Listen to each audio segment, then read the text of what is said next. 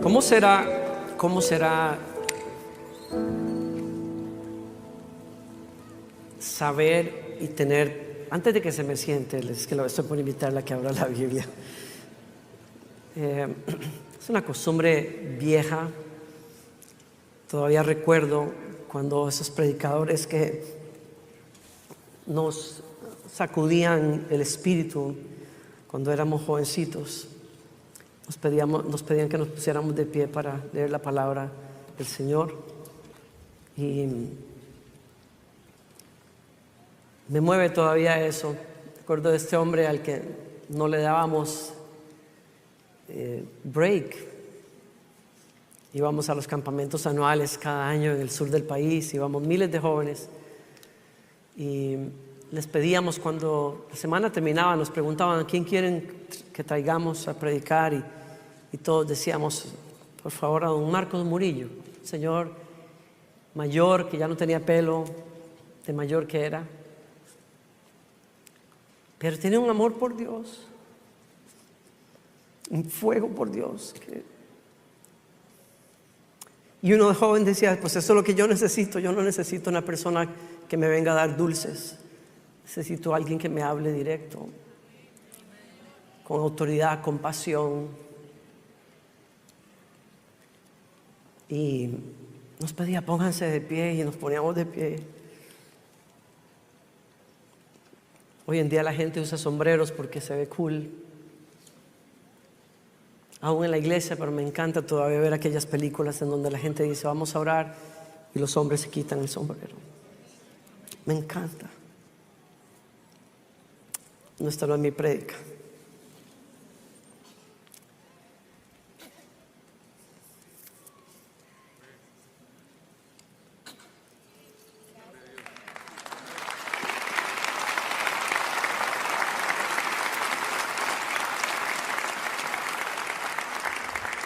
Lucas capítulo 22, el verso 31.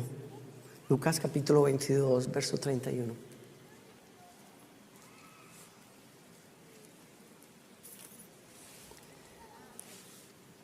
Es que es la última cena del Señor.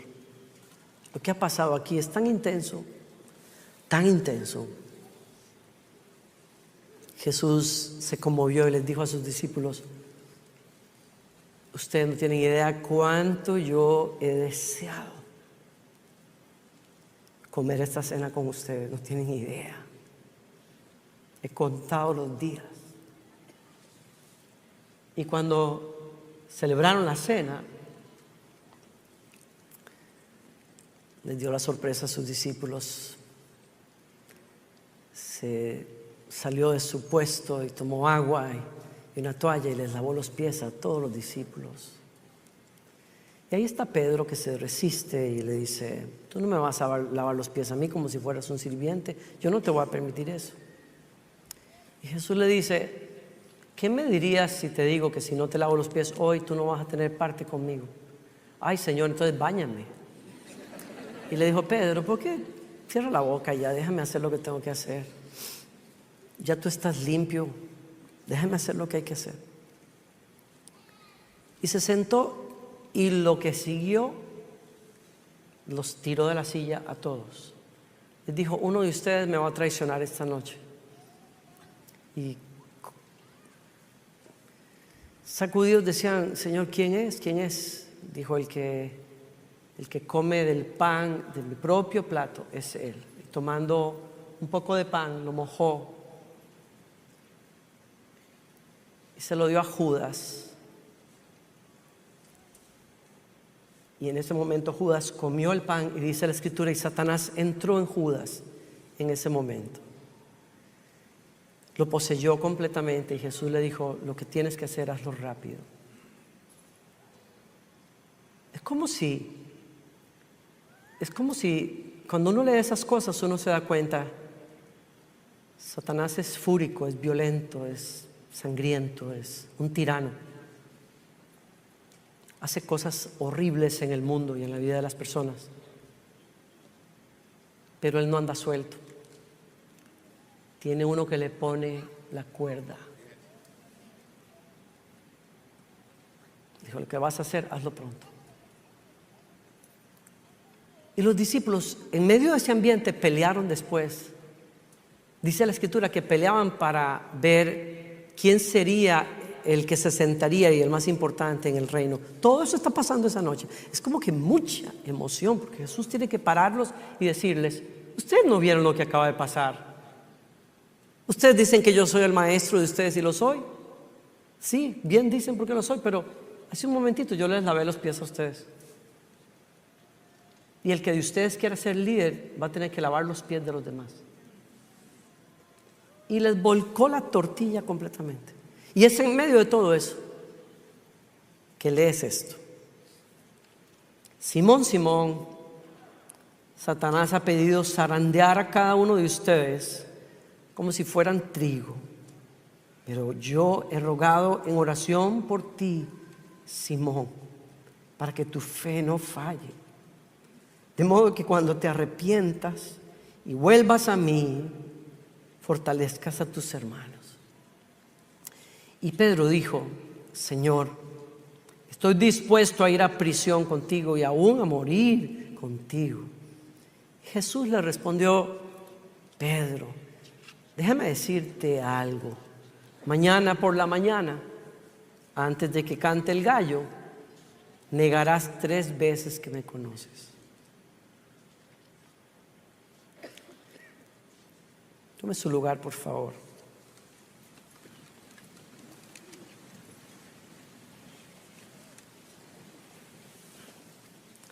Y me sacude pensar.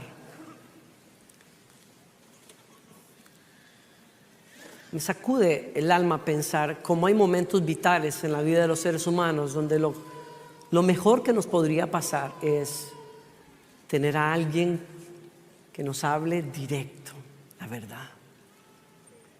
Que nos hable y nos advierta, si sigues por ahí, esto es lo que va a pasar. ¿Cuántos de nosotros nos hubiésemos ahorrado muchas cosas en la vida si alguien nos hubiese dicho, incluso a la vuelta de la esquina vas a enfrentar tal reto? Pero si sabes esto, yo quiero que te prepares para que tengas éxito en la vida. Eso es lo que está pasando con Jesús y con Pedro. Tener al mejor consejero que uno podría tener podría cambiar el curso de tu vida en momentos críticos. Y tenerlo ahí diciéndote la verdad no solo de lo que va a pasar en el futuro, sino la verdad de dónde tú estás realmente. Porque esto es lo que pasa aquí. Danilo, ¿qué estás diciendo? ¿Que Pedro no sabía? No, Pedro no sabía nada. Pedro no sabía ni las dimensiones del sufrimiento que iban a enfrentar esa noche de tortura, ni sabía tampoco lo frágil y vulnerable que era ante el peligro que iba a enfrentar él y su maestro. No lo sabía. ¿Cómo lo sabes, Danilo? Bueno, por su respuesta. Ahí tienes al Hijo de Dios, al que creó los cielos y la tierra y que tiene la verdad. Él es la verdad.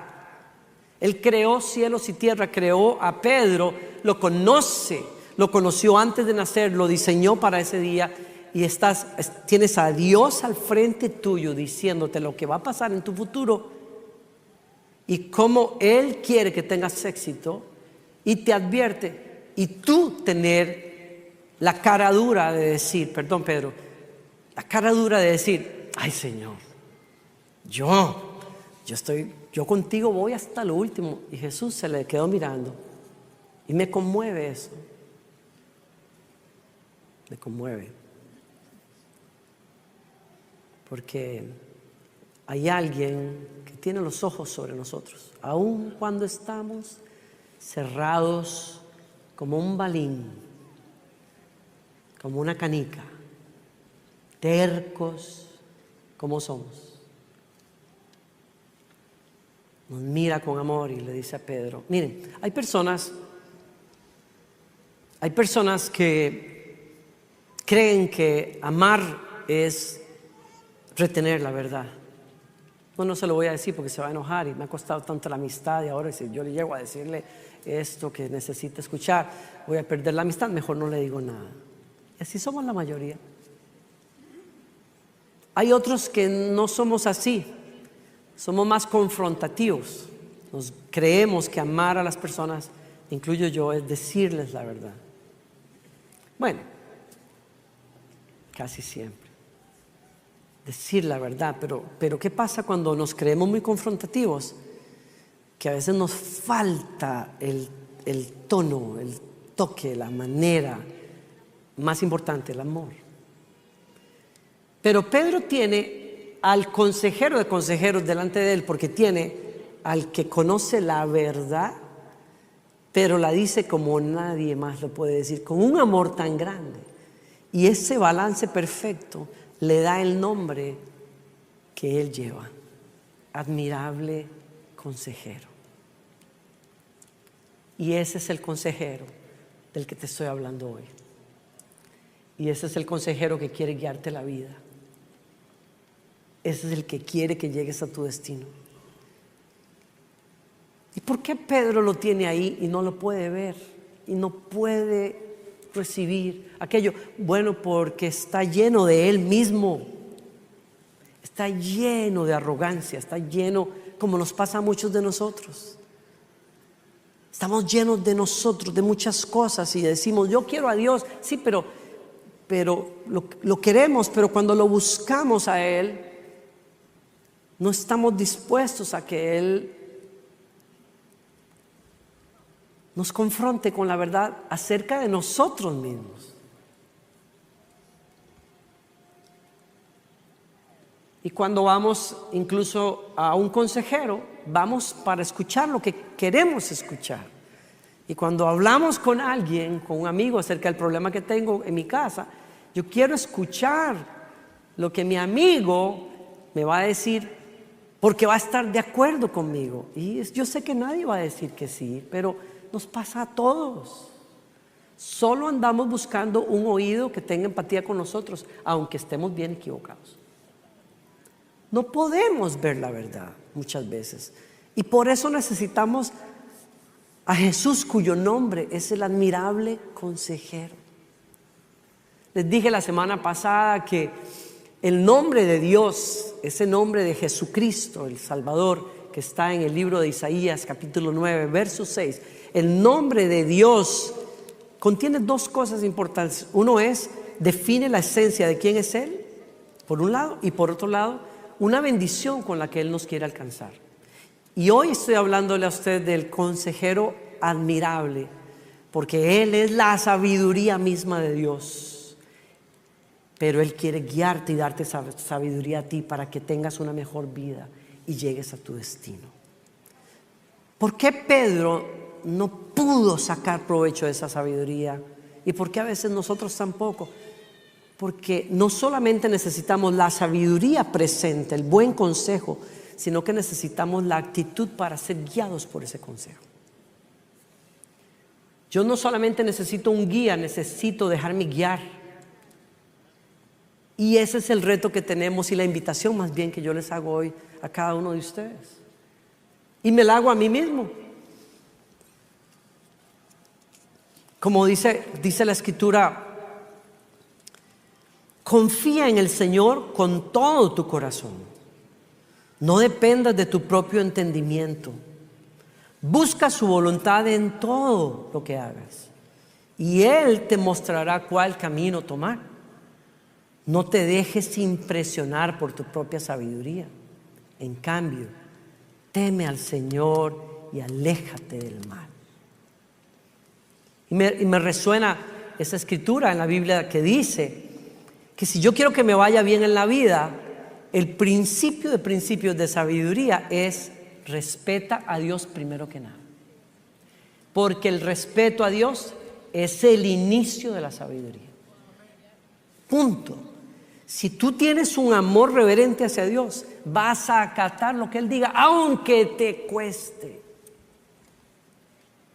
Si tú quieres ser guiado por el consejero admirable, necesitas tener la actitud de humildad, no la arrogancia de decirle al que es la verdad, tú estás equivocado. La profecía puede ser cierta, no sé qué va a pasar esta noche, pero yo te digo una cosa, tú no me conoces todavía, tú no sabes quién es Pedro. Pedro, tú no sabes el amigo que tienes.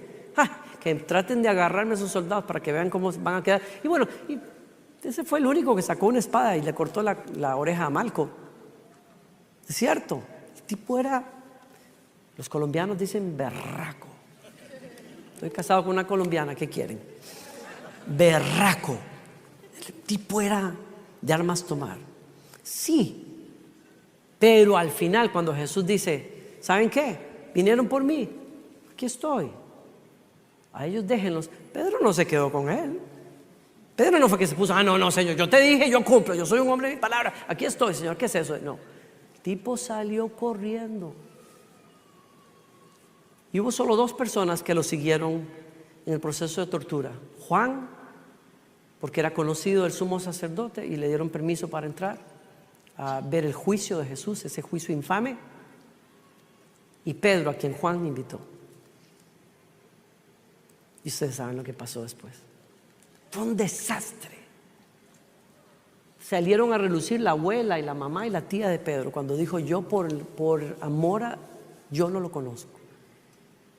Y la escritura dice que Jesús volteó a ver al otro lado de aquella fogata de la traición. Y los ojos de Jesús, esos ojos de los cuales cantábamos hoy, que nos ven, que nos conocen, íntimo como nadie más, sabe de la pata de la que yo cojeo, sabe de la pata de la que usted cojea. Y por eso te reprende y te llama y te cuida y te corta caminos y te estorba y te habla, porque es un consejero admirable. Lo miró, fue suficiente para que ese hombre rompiera a llorar, saliera de aquel lugar y por ese fin de semana llorara amargamente su traición hasta que regresó. Y es la otra cosa que me sacude de ese pasaje, no termina ahí. Le dice Pedro, he orado por ti para que tu fe no falle. Sé que la vas a regar, pero te digo,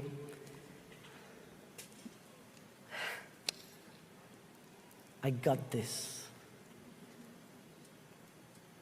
Yo ya te cubrí en oración. Yo ya te vi caer y yo ya te peleé en oración hasta que te levantes.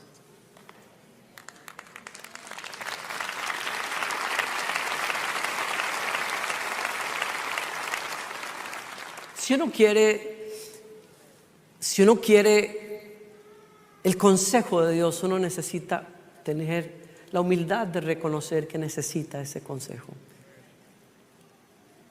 Y entonces abrirse cuando Él trae ese consejo. Lo va a traer a través de su palabra, lo va a traer a través de su Espíritu Santo que está en nosotros, lo va a traer a través de amigos que nos aman tanto, que arriesgan la amistad si es necesario con tal de que tú sepas la verdad, ¿no? Y uno necesita el corazón humilde para decir, duele, pero aquí estoy, ok, ¿no? Uno necesita, en segundo lugar, cambiar de punto de referencia de sabiduría, porque muchos de nosotros caminamos la vida sobre la base de lo que a mí me enseñaron, lo que yo sé, lo que yo he vivido. Y eso puede ser una buena escuela y puede ser una escuela muy peligrosa. Eso es como terreno resbaladizo, porque hay muchos conceptos que usted y yo tenemos que no obedecen a la verdad, no obedecen a la verdad de Dios. Y uno necesita confrontar esos conceptos a través de la palabra de Dios y a través del consejo tierno de alguien también que nos va a decir, estás equivocado, ¿por qué? Por esto y esto y esto, ¿no? Uno necesita un punto de referencia concreto y real, y ese es Dios.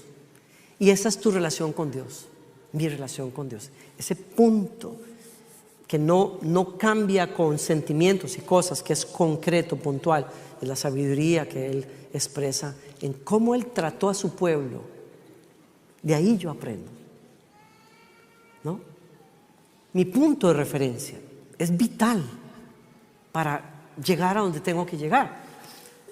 Y por eso la Escritura dice, mis pensamientos, tengo que aceptar esto que Él dice, mis pensamientos, dice Dios, no se parecen en nada a sus pensamientos.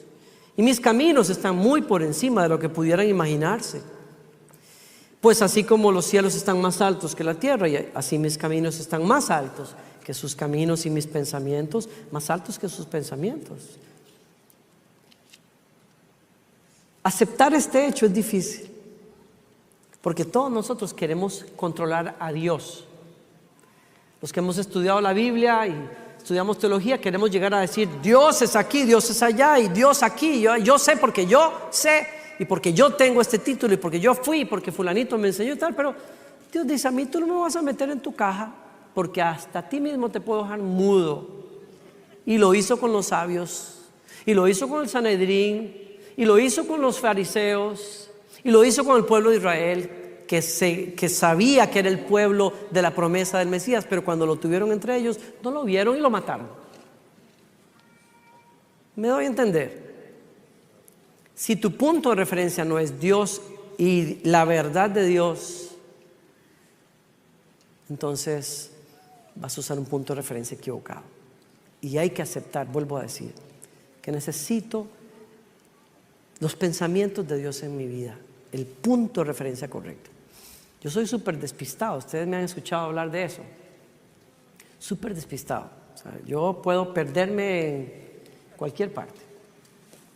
Cuando salimos, a veces cuando salimos en un hotel, estamos recién llegados 2 días y mi esposa se mata de la risa. Ella se ríe mucho de mí y está bien, me gusta eso, porque ella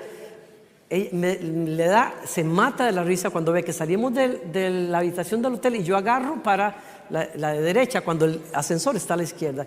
Y ya hemos salido 2, 3 veces, pero yo sigo pensando, no es para acá. Soy un despiste terrible. Y cuando yo llegué a... Gracias a Dios, por eso yo les digo a ustedes, el Señor es tu pastor y nada te faltará. Danilo es tu pastor, que Dios te guarde. Porque yo soy despistado. Y entonces, cuando recién llegamos a la ciudad de Houston, mi amado Alfonso Ortiz me prestó un GPS, un Garmin, ¿no? Lo puse en el carro, vinimos con Gloriana a hacer unas vueltas, unos papeles, y le dije a ella, quédate aquí haciendo esta vuelta y yo adelanto porque tenemos otras cosas que hacer. Y ella sigue, me mira como, ella sabe el peligro. Y dice, ¿de veras? Yo, sí, mi amor, tranquila, yo tengo el GPS, además, yo sé a dónde voy, tranquila. El hombre se perdió como 2 horas. Literal, me perdí, con GPS y todo. O sea, es que eso es el colmo. Una cosa es perderse, pero otra cosa es perderse con GPS funcionando ahí, diciéndote doble a la izquierda, vaya aquí, doble en Smith.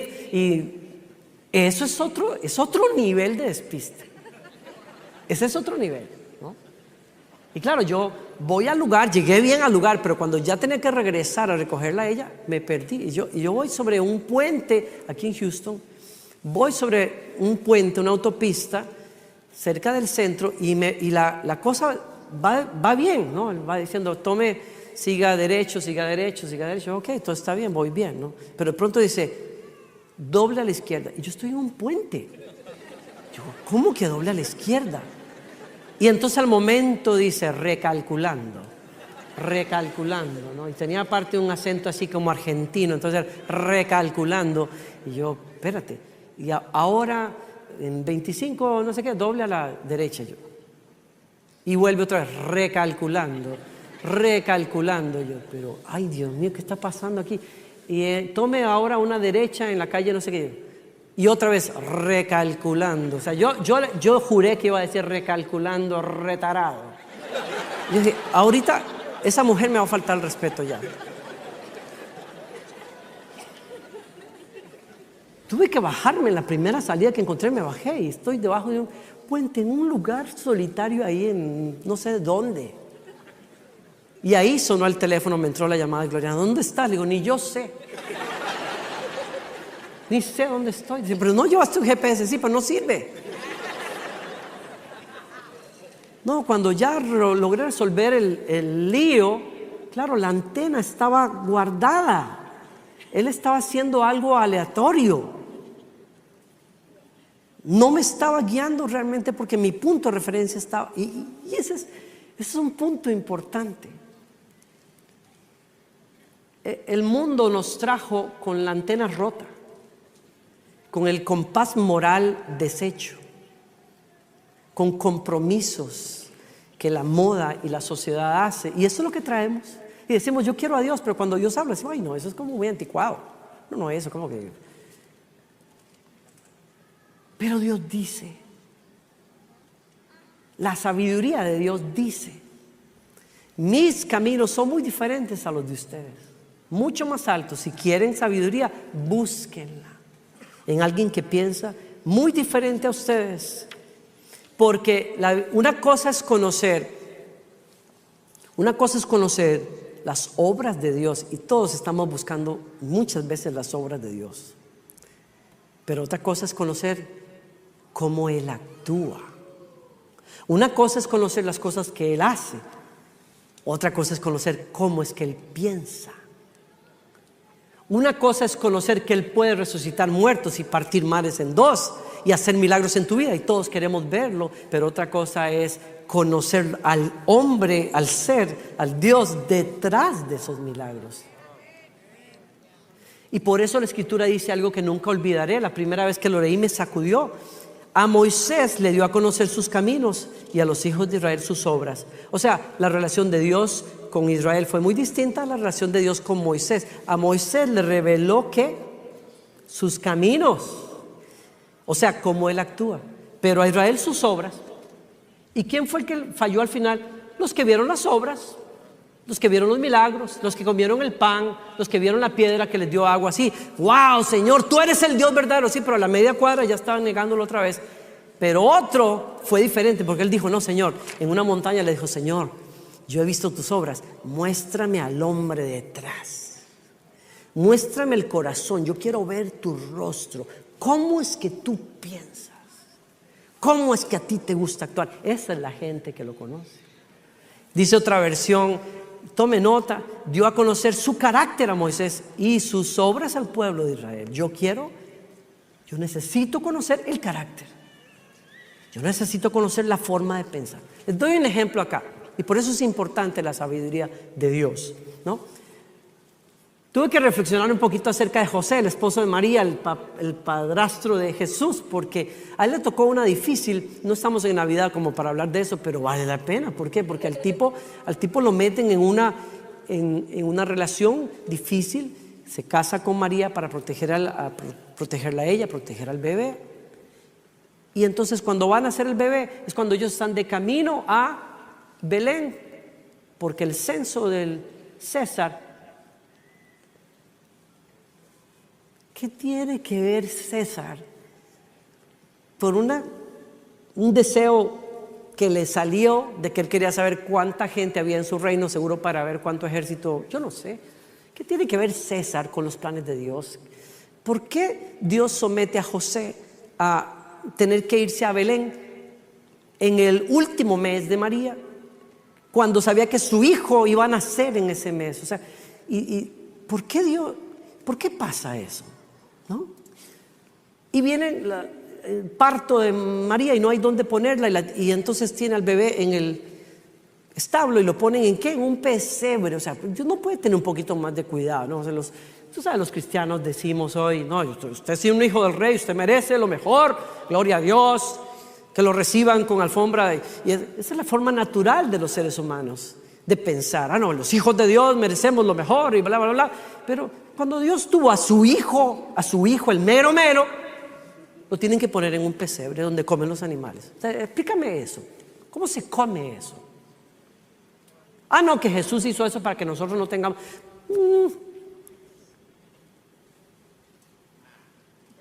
Belén. Y una vez que nace en Belén, ¿qué pasa después? No, que el Señor le tiene que hablar a través de un ángel a José. Huye, tienes que irte a Egipto porque Herodes va a buscar matar al niño. Caray, no solamente esto está incómodo, yo ahora que tengo que otro viaje más y a Egipto. Yo no tengo tíos en Egipto, no tengo familia. ¿Qué voy a hacer? Yo no sé. Pero ahí te mandé a unos sabios que te trajeron un montón de plata. Usas la plata para ir a Egipto y vivir allá. Y se fue para Egipto. ¿Y por qué? Yo no sé. ¿Quién entiende esas cuestiones de Dios? Y al tiempo otro ángel que le dice, ahora regrésate porque ya los que querían matar al niño ya murieron. Gloria a Dios, pero José está inquieto y el ángel en sueño le dice, ¿sabes qué? No regreses a tu tierra, tal vete a otra parte. Y entonces el tipo termina yéndose al final, lea la historia, a Nazaret. ¿Y qué decisión más terrible? ¿Por qué? Porque Nazaret, tras de que Jesús nació de una manera misteriosa, la gente no creyó que era el Hijo de Dios, los judíos menos. Ahora además tiene un estigma encima toda la vida, lo llamaron el Nazareno. Y por eso cuando un hombre sabio y noble como Natanael, un hombre entendido, estudiado, amante de Dios, cuando alguien le dice, ya conocemos al Mesías, y él dice, ¿quién es? Vente, ese es de Nazaret. Y él dice, ¿de Nazaret? ¿Qué bueno puede venir de Nazaret? O sea, cuando José tomó esa decisión años antes, no sabía que iba a ponerse la más difícil al Mesías para que creyeran en él, porque todos lo llamaron el Nazareno. Qué bueno ha salido de Nazaret, solo Chusma viene de Nazaret. Solo Chusma, ese no puede ser el Mesías, porque el Mesías tenía que venir así, pero entonces ¿por qué no la hizo más sencilla, señores? ¿Por qué José? ¿Por qué no nació donde vivía José primero? Bueno, ¿y por qué se tuvo que ir a Belén? Y entonces, señores, usted dice, pastor, ya resúmalo. Sí, quiero resumirlo porque me dice, es domingo, yo no vine a pensar mucho tampoco, yo necesito que me diga algo bonito y irme para la casa.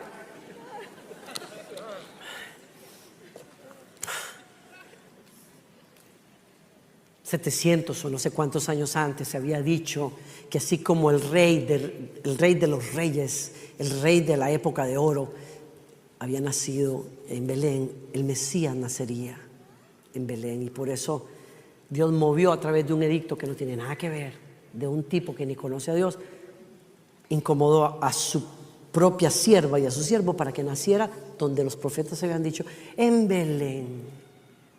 Y después, ¿por qué se tuvo que ir a Egipto? Bueno, no sé, pero quizás sea porque así como Dios sacó de 400 años de esclavitud a los israelitas para que fueran su pueblo, y cuando los sacó de allá les dijo, de Egipto llamé a mi hijo Israel.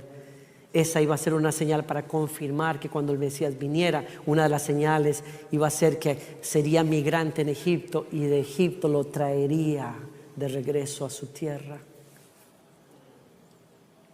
¿Y por qué rayos tenía que ir a Nazaret? Porque los profetas habían dicho, y le llamarán despectivamente Nazareno. Y usted dirá, Danilo, ¿y qué tiene que ver todo eso con lo que estamos hablando hoy? Que mis caminos, dice el Señor, no son como los caminos de ustedes. Yo pienso diferente y actúo diferente, y en la sabiduría de Dios, si te perdiste, agarra esta. En la sabiduría de Dios, a Dios le gusta escoger los puebluchos, de donde la gente dice, de ahí no sale nada, para sacar cosa buena. Y Dios decide traer al Salvador del mundo, que cualquiera hubiera pensado, va a ser alto y rubio y ojos azules y el más alto de todos, y va a ser guerrero, estudiado en qué sé yo, y el tipo va a traerse un carro así pero una cuestión tremenda, y va a ser imponente el tipo, y cuando él hable la gente va a temblar y va a decir, lo vistió de piel morena.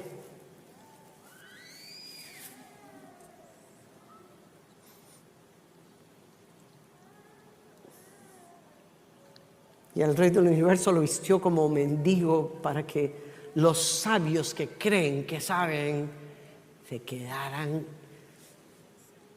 detrás del palo. Y los que creían tener el poder y la revelación quedaran mudos, porque a Dios nadie se la hace. Él burla el consejo de los sabios. Y como dijo Jesús alguna vez, Padre, te amo tanto porque ocultas estas cosas de los entendidos y los eruditos y se las das a entender a los niños, porque así es como Dios actúa. Y por eso Dios vistió a su Hijo así como uno de nosotros, y solo aquellos que realmente tienen corazón pudieron darse cuenta quién era Él. Y por eso el Señor arma a su pueblo, a su amada, de donde Pablo le dice a los corintios: ¿y no se ven ustedes mismos? ¿Cuántos? No son muchos, ni estudiados, ni sabios, ni eruditos, ni los más bellos, ni los más... Pero a Dios le place en su sabiduría, que los humanos no entienden, escoger a lo poco, a lo menospreciable, a lo que no es, para avergonzar a lo que se cree que es, y saca de donde no hay nada algo para la gloria de su nombre. Esa es la sabiduría de Dios. Y por eso usted no se vaya con la pinta, usted no se vaya por lo obvio, como dijo Pedro. Usted no se base en donde no puede usted basarse. Usted necesita una relación personal con Él. Usted necesita reconocer que Él es el admirable consejero. Usted necesita la sabiduría. Yo necesito la sabiduría de Él, porque Él es la sabiduría misma, el que creó los cielos y la tierra, el arquitecto de la vida misma. Es Él, como lo dice San Pablo: en Él están escondidos todos los tesoros de la sabiduría y del conocimiento. Y se llama Jesucristo, el consejero admirable, el que te quiere guiar, el que te quiere cuidar. Él es el que reclama en un pasaje. Yo termino ya, pero tengo que darles esto a ustedes. Wow. En un pasaje tremendo en Proverbios, en donde la sabiduría habla como si fuera una persona, los teólogos han encontrado que Jesús está hablando ahí cuando Él dice: estaba ahí cuando puso los límites a los mares para que no se extendieran más allá de sus márgenes. Y Él también estaba allí, demarcó los cimientos de la tierra, era la arquitecta a su lado. Yo era su constante deleite, me alegraba siempre en su presencia. Qué feliz me puse con el mundo que Él creó, cuánto me alegré con la familia humana. Y ese es Jesucristo. Dice la Escritura que el universo se sostiene por el poder de su palabra, y ese es el consejero que tú tienes atento a ti. No tienes a un consejero que vino de la otra dimensión y que no entiende lo que es las cosas de los seres humanos. Él pasó por donde tú pasas, sufrió lo que tú sufres, pero venció. Por lo tanto, era necesario que en todo sentido Él se hiciera semejante a nosotros, sus hermanos, para que fuera nuestro sumo sacerdote fiel y misericordioso delante de Dios. Entonces podría ofrecer un sacrificio que quitaría los pecados del mundo, debido a que Él mismo ha pasado por sufrimientos y pruebas. Puede ayudarnos cuando pasamos por pruebas. Y termino acá. Tú y yo necesitamos a ese consejero, porque es el único que nunca nos quita los ojos de encima. Por eso puede salvar una vez y para siempre a los que vienen a Dios por medio de Él, quien vive para siempre, a fin de interceder delante de Dios a favor de ellos. Y ese es el consejero que está mirando a Pedro, quien inevitablemente va a pasar por un sacudimiento, como nos pasa a muchos. Podemos tener toda la sabiduría delante de nosotros, pero necesitamos el mangonazo. Necesitamos la estrellada. Necesitamos la sacudida. Nos lo dice, nos lo advierte, pero aún así nos vamos de cabeza. Pero nos ama tanto que dice: precisamente para eso pagué, porque no te voy a quitar los ojos de encima hasta que llegues a donde tienes que llegar. No te voy a quitar los ojos de encima hasta que llegues a ser lo que yo quiero que tú seas, porque me costaste la sangre y vivo y velo para que se cumpla eso en tu vida. Ese es el consejero que tienes.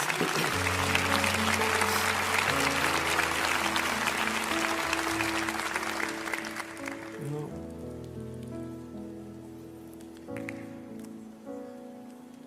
La invitación del Señor es para muchos hoy. Ya tuviste toda la oportunidad de manejar la vida con tu sabiduría. Hoy el Salvador del mundo te dice: ¿me podrías reconocer como el creador de tu propia vida? como el que sí te conoce, y darme las riendas y tomar mi palabra en serio para guiarte en esa decisión. Tú no entiendes ahora por qué la vida te está diciendo que no. Tú no entiendes por qué aquella persona se fue. Tú no entiendes por qué ese se enamoró de aquella otra, y tú decías, pero ese era el Mesías de mi vida, mi Salvador. Pero Él te dice, yo te conozco mejor que tú mismo. Yo sé mejor que tú lo que te conviene. Y estoy orando para que llegues a donde tienes que llegar. Pero tienes que estar dispuesto a ser guiado. Tienes que abrirle el corazón. ¿Alguien recibe esa palabra esta tarde?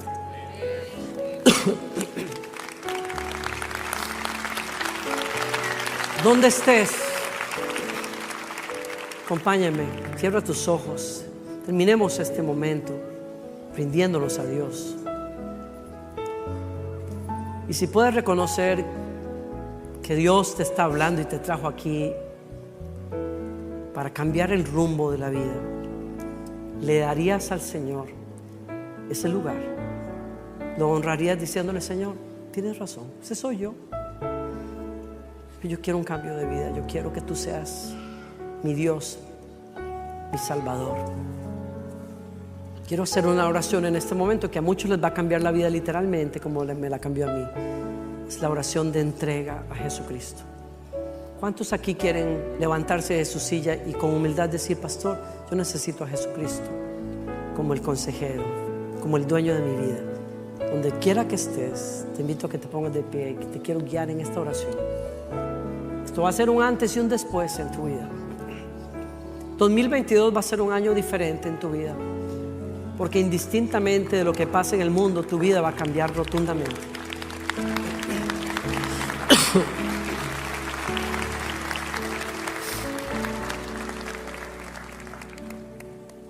Hay algunos otros que tienen que ponerse de pie. Les doy 30 segundos más. Yo sé que Jesús te trajo para esto.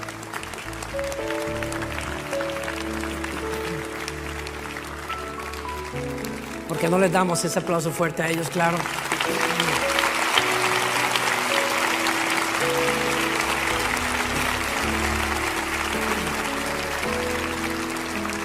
Me acompañan todos en oración. Le decimos, Señor Jesucristo,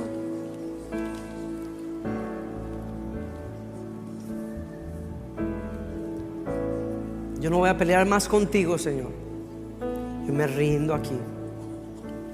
Yo reconozco quién eres, el creador de los cielos y tierra, mi Salvador. Te pido perdón por mis pecados. Te confieso con mis labios, el Salvador del mundo, mi Salvador. Bórrame mis pecados, Señor, y dame tu corazón, dame un nuevo corazón. Hoy yo reclamo la promesa que haces a todos aquellos que invoquen tu nombre, les darás salvación. Sálvame de mí mismo, sálvame de mi destino, de mi pecado. Y yo creo que estás aquí, díselo conmigo, creo en ti, Señor, creo que me escuchas, que me recibes y que me haces un hijo, una hija tuya. Si hiciste esa oración, la Biblia dice que naciste de nuevo. El Espíritu Santo entró a tu espíritu y te avivó y te hizo nuevo. Yo te voy a pedir que busques una Biblia y comiences a leerla. Estamos aquí para ayudarte. Que te unas a un grupo cristiano si no tienes uno y vengas acá, si estás aquí en la ciudad de Houston, y le des al Señor un año de tu vida fiel.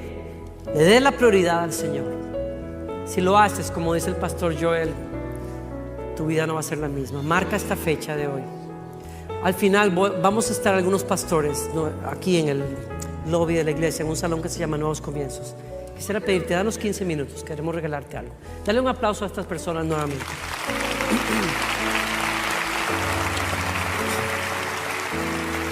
Y a todos los de ustedes que quieren decirle al Señor, Señor, yo respondo a tu palabra, pónganse de pie. Les invito a abrir esos brazos conmigo.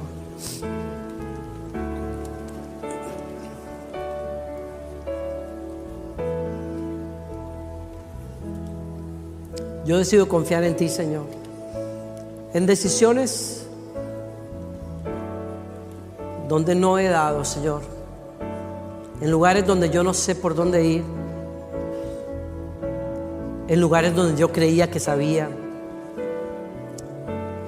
Te doy a ti, Señor, ese lugar. Confío en ti, mi admirable consejero. Yo confío que tú me vas a tratar con la verdad, pero con amor. Te cedo cada área de mi futuro y de mi vida. Me abro al consejo de tu palabra, a las personas que envíes a mi vida y a la obra de tu Espíritu Santo. Sí, Señor, decimos, terminamos así. Dios nos invita a partir de esta semana, de estos días, a que abracemos unas ganas de vivir algo nuevo, como las ganas que tiene una mujer embarazada de ver a esa criatura. Tenemos unos buenos amigos en Orlando, en donde vivimos, que por muchos años, más de 10 años, no pudieron tener hijos. Dios les dio la bendición hasta hace muy poco.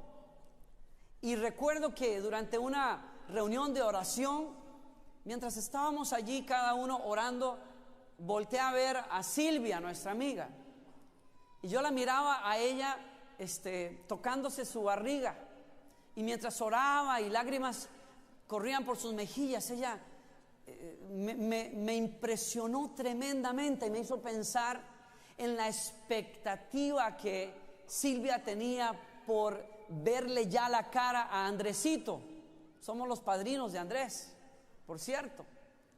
El día que lo presentaron al Señor, pues nosotros estuvimos ahí para bendecirlo y decirle a sus papás: vamos a estar cerca para checar qué ustedes hacen como padres.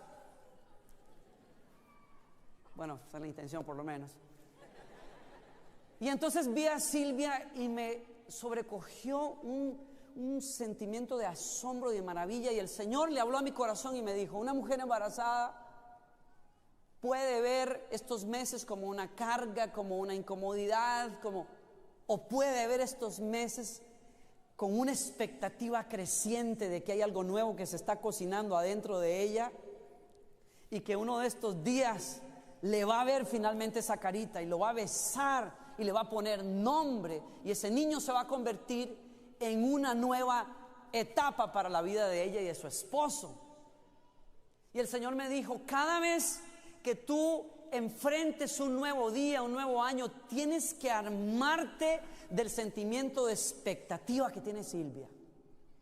Tienes que abrir los brazos y decir: yo no quiero vivir este año como un año más.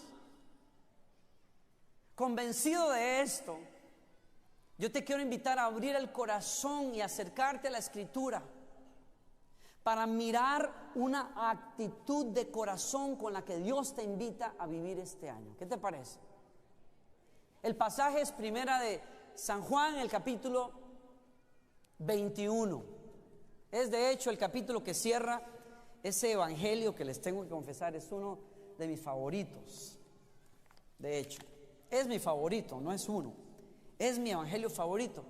Si usted nunca ha leído la Biblia, le recomiendo que comience leyendo por ahí. Es maravilloso, tremendo. Y me parece también que la forma en que el evangelio cierra es de tremendo significado para nosotros. Evangelio de San Juan, capítulo 21.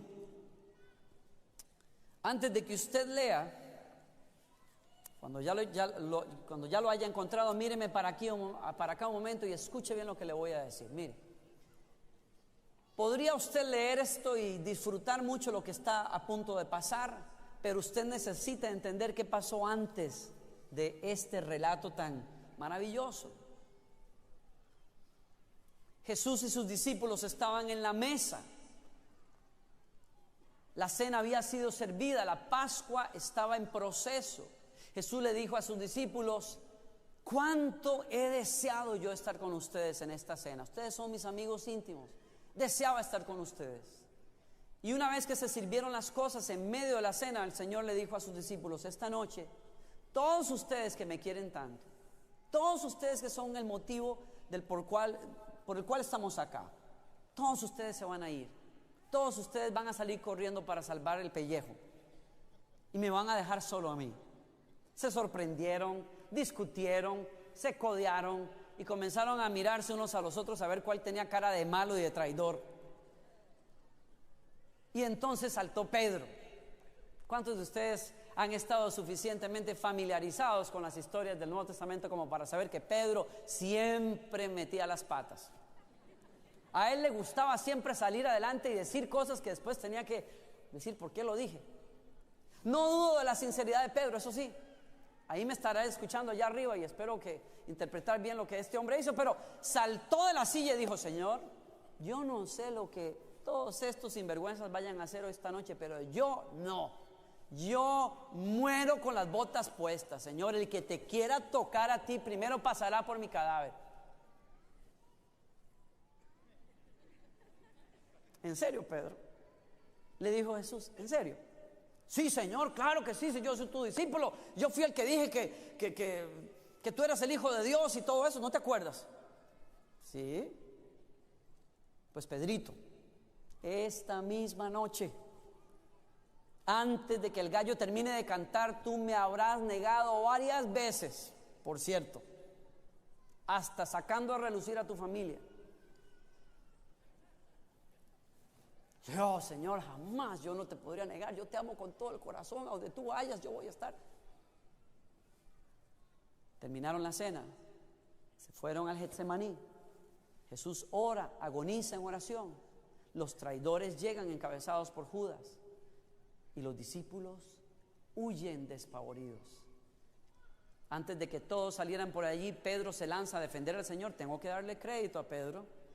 Sacó la espada y casi malmata a un tipo, de no ser porque se quita el tiro, le arranca la oreja y Jesús le ordena guardar esa espada. Y cuando Pedro se da cuenta que Jesús no está dispuesto a hacer nada para impedir lo que está a punto de pasar, diríamos en Costa Rica, patitas, ¿pa' qué te quiero? Y se va, huye. Unas horas después, quizás movido por curiosidad, quizás con remordimiento, se acerca al patio donde Jesús está siendo juzgado y una mujer lo sorprende, lo apunta entre la gente y le dice: tú eres uno de esos, yo te conozco, tienes toda la pinta de esos discípulos locos que andan con este hombre. Y es el momento en que nadie entiende, ni Pedro. Se abre la bocota de Pedro otra vez y maldice diciendo: yo a ese hombre no lo conozco, no lo he visto pintado jamás ni en los periódicos, yo no podría reconocerlo si alguien me lo pusiera al frente, por mi mamita que está allá arriba.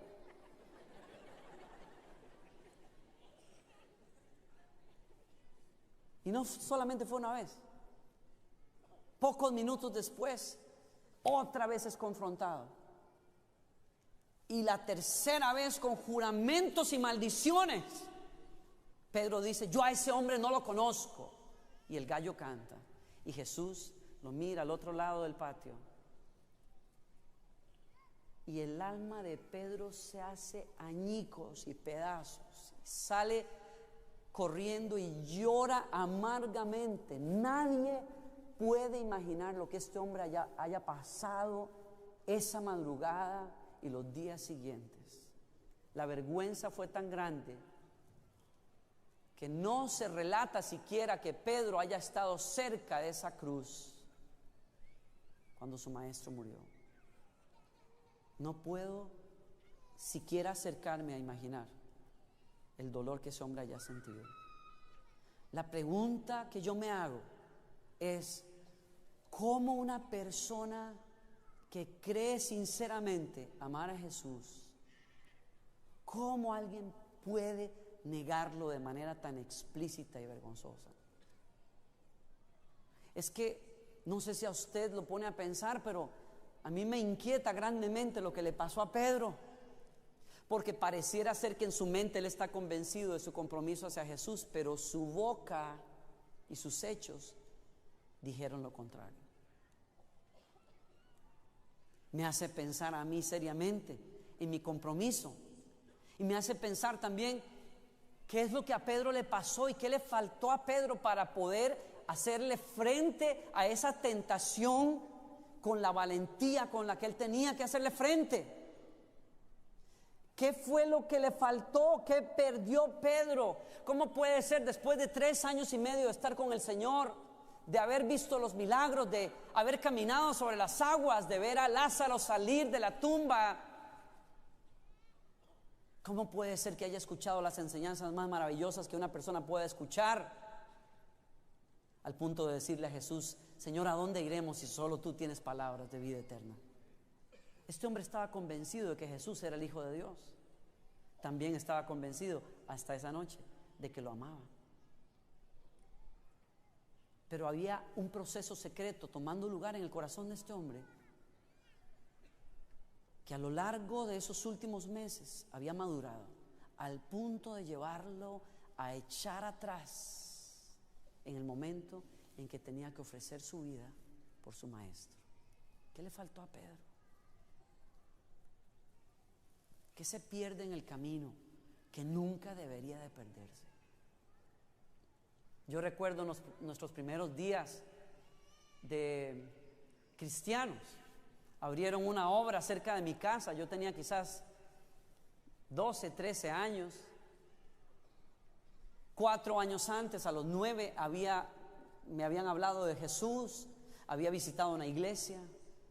Quedé prendado y cautivado por el Evangelio, pero no podía ir a ninguna iglesia cerca. Así es que a los 13 años más o menos abren una obra cerca de mi casa, pasan un panfleto debajo de la puerta y lo levanto y le digo a mamá: mamá, esto es de lo mismo que nos hablaron hace unos años, tenemos que ir. Bendito sea Dios que lo hicimos. Bendigo a Dios por esas personas que se comprometen a llevar el Evangelio a los lugares donde nadie está predicando. Gracias a Dios por esa noche en que fuimos a escuchar la palabra y afirmamos nuestra fe en el Señor porque alguien nos predicó. Yo le doy gracias a Dios por eso.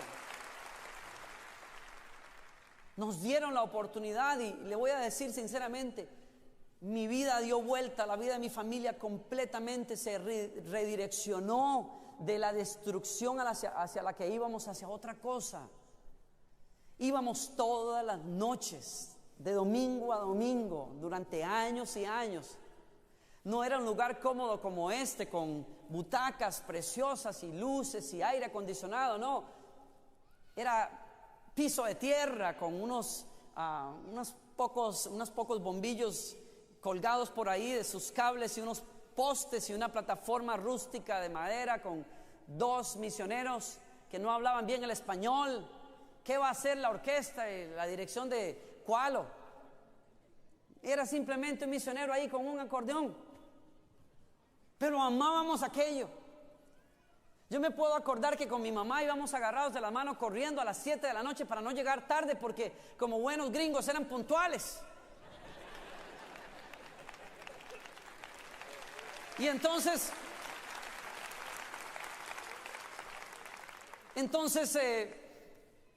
nosotros como buenos latinos no, aunque eso está cambiando porque aquí los latinos son puntuales. Eso.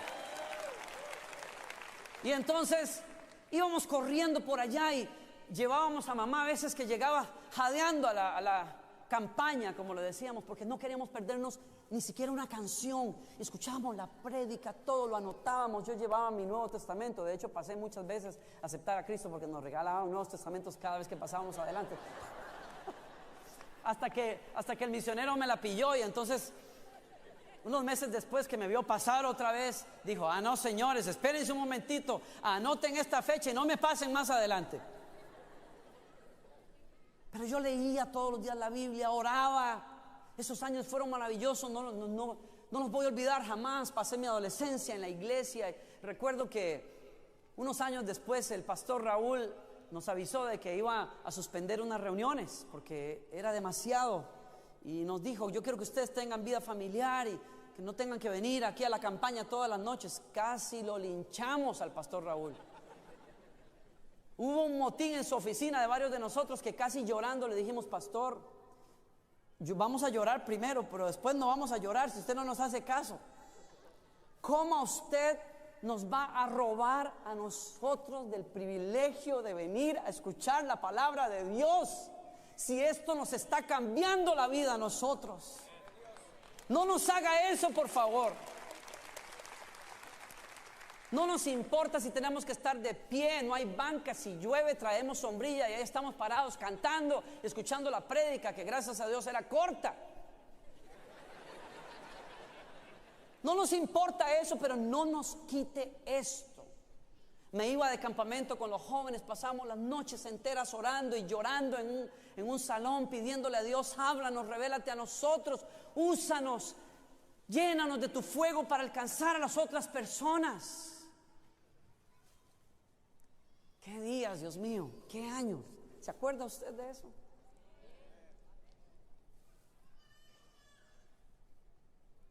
A los 18 años estoy afuera de la iglesia. Me enojé con mi pastor. Me fui y quise hacer lo que todo el mundo de mi edad hacía en el mundo. ¿Qué pasó? ¿Qué se pierde en el camino que usted nunca debe perder? Una cosa de la que le quiero compartir por unos minutos: devoción. Devoción es lo que hace de la vida cristiana no solamente algo emocionante, sino hace de la vida cristiana una fuerza que te sostiene en todo momento. No importa lo que venga, no importa lo que pase, y no importa el costo que usted tenga que pagar. Cuando usted tiene devoción en el corazón, usted sigue a Jesucristo, no importa qué.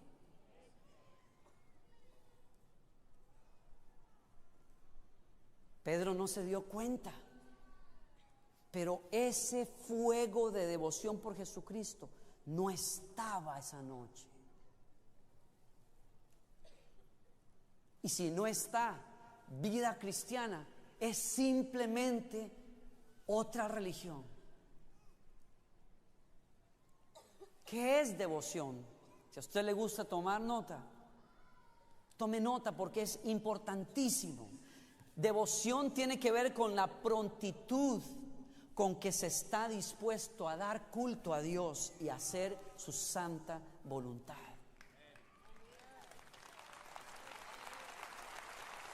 O sea que cuando hay devoción por Jesucristo en el corazón de uno es rápido para honrar a Dios en cualquier circunstancia. Uno está pronto, uno salta de la silla cuando se trata de honrar a Dios. No solamente cuando se trata de cantar a Dios, sino cuando se trata de honrar a la persona de Dios con un culto que no se desarrolla aquí en esta plataforma, sino el culto que se desarrolla todos los días donde usted está. Alguien lleno de devoción por Dios quiere honrar a Dios en el trabajo, en la familia, en tus relaciones laborales, en tu negocio, en las artes, donde sea que tú te desarrolles. Tú tienes deseo de honrar a Dios y corres buscando oportunidades para hacerlo. Prontitud con que se está dispuesto a dar culto a Dios, y muy importante lo segundo, y a hacer su santa voluntad.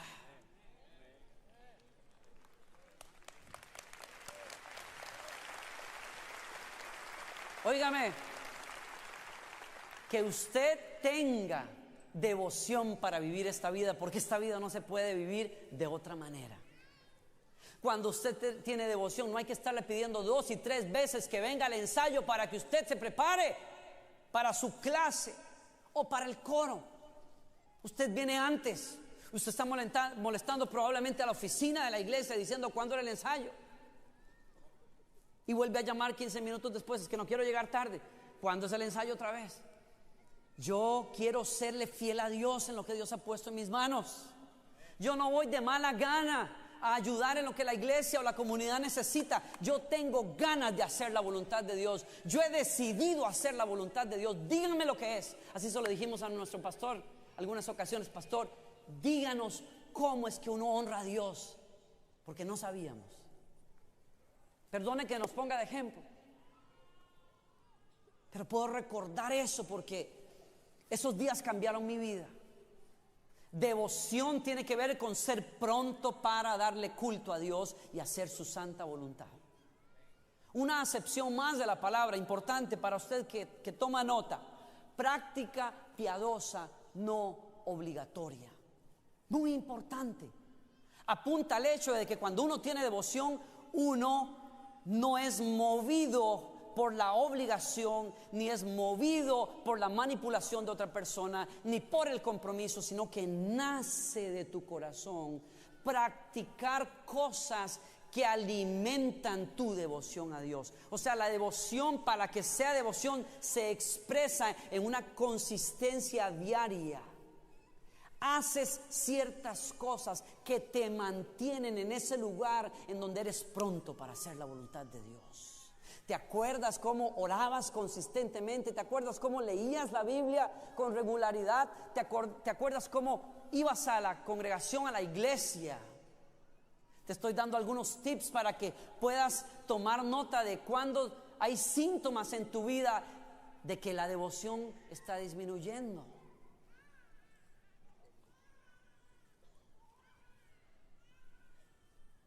Práctica piadosa no obligatoria. Importante que añadas una palabra más a esa definición o acepción de lo que es devoción, porque he mencionado una palabra importante para nosotros: piedad, que es virtud que inspira por el amor a Dios, tierna devoción hacia las cosas santas.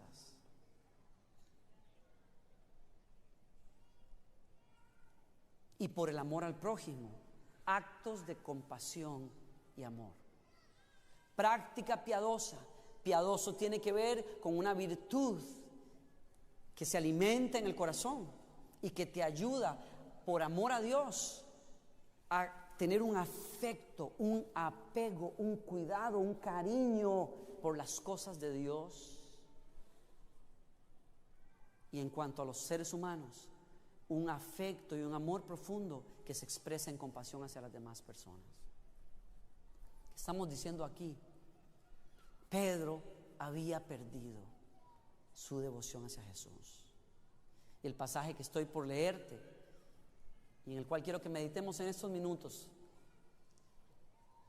tiene que ver con cómo Jesús le ayudó a Pedro a recuperar eso. Léelo.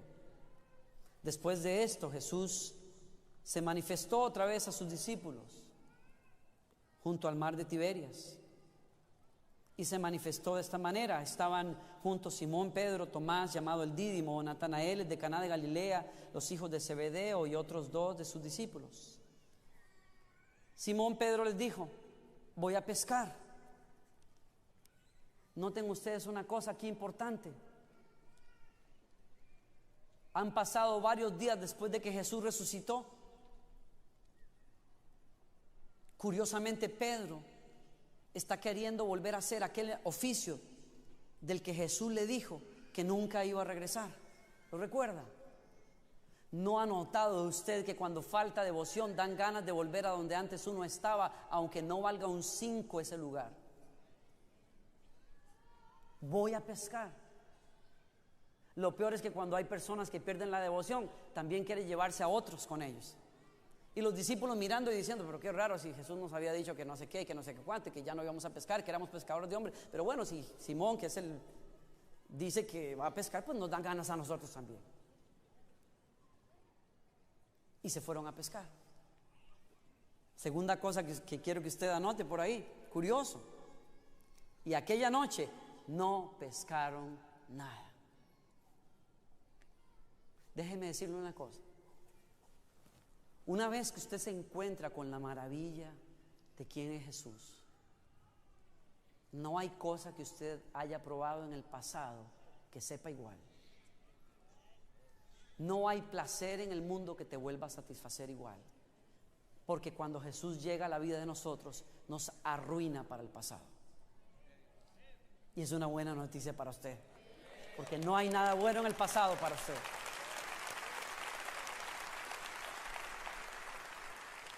Así es que Pedro ya ni pescador era, no sabía ni pescar. ¿Se puede imaginar usted la frustración y el cansancio después de toda la noche estar tratando de hacer un trabajo que antes se hacía bien y ahora no le sale bien? Y entonces, esta es la parte que me gusta, quiero que le ponga atención. Si usted me escuchó hasta ahora, no se pierda esto, por favor. Denle un codazo al que está a su lado y dígale, no te pierdas esto. 4, verso 4. Cuando ya iba amaneciendo, a mí me gusta eso. Cuando ya la noche iba pasando, cuando la oscuridad no te puede sostener más, cuando el sol comienza a salir, es porque Jesús viene. Y dice que Jesús se presentó en la playa, mas los discípulos no sabían que era Jesús. 5, y les dijo, hijitos, ¿tenéis algo de comer? Le respondieron, no. Ya me imagino las caras. Algunos quizás tuvieron ganas de decirle, ¡duh!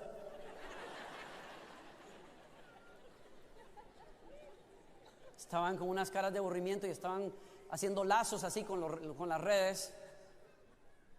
Verso 6, Él les dijo, echad la red a la derecha de la barca y hallaréis. ¡Duh! Entonces la echaron. Y no la podían sacar por la gran cantidad de peces. A mí me gusta eso.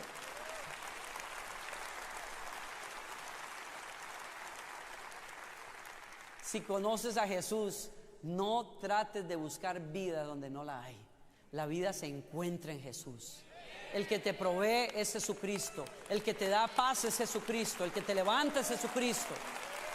El que le da sentido a tu vida es Jesucristo. Y entonces Juan salta de la barca y bueno, no al agua, pero salta y dice, Dios mío, si ese es Jesús.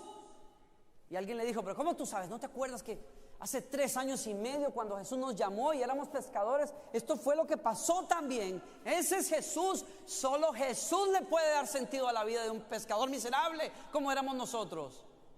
Y Pedro salta al agua y nada lo más rápido que podía y llega a la orilla donde está Jesús. Y aquí viene la parte que yo quiero que usted me ponga atención, porque es importante para usted y para mí.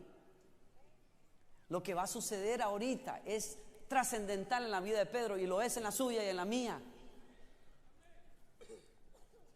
¿Qué hace Jesús con Pedro?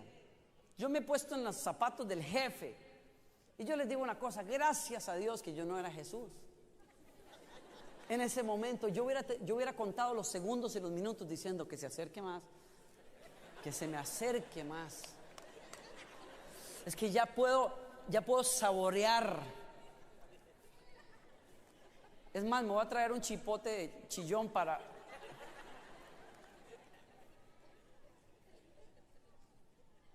Si yo hubiera sido el jefe. Y yo creo que me pongo en las sandalias de Pedro y qué terrible.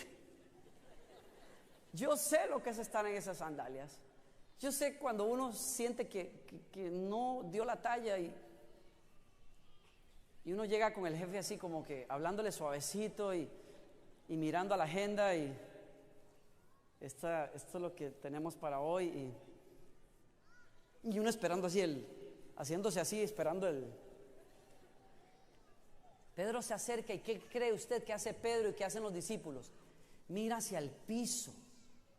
No se atreven a mirarle. Si usted lee más adelante, no se atreven a levantar la vista, aunque saben que es el maestro. No hemos cambiado mucho los seres humanos, pero qué rica es esta historia. Porque Jesús, aún sabiendo que eso podría pasar cuando se topara con Pedro por primera vez después de la negación, ¿saben qué hace? Le prepara un desayuno fresco. Lo primero que los ojos de Pedro logran ver es ese pescado volteado como a él le gustaba, unos frijolitos así fritos y unos huevitos a la ranchera, las tortillitas. Y solo quiero que veas el cuadro, porque mientras todo esto está pasando, Pedro se pregunta, ¿qué quiere decir esto? Puede ver las marcas en los brazos del maestro mientras le sirve un desayuno. Y el mensaje está puesto más de lo que 1000 palabras podrían decir. Pedro, yo entiendo por qué pasó. No te voy a preguntar nada. Simplemente recibe esta comida de mis manos. Eres todavía mi amigo. Eres todavía mi íntimo. En el Medio Oriente, cuando alguien quiere hacerte saber que eres su amigo y que eres una persona amada, te cocina, se sienta a la mesa y te sirve.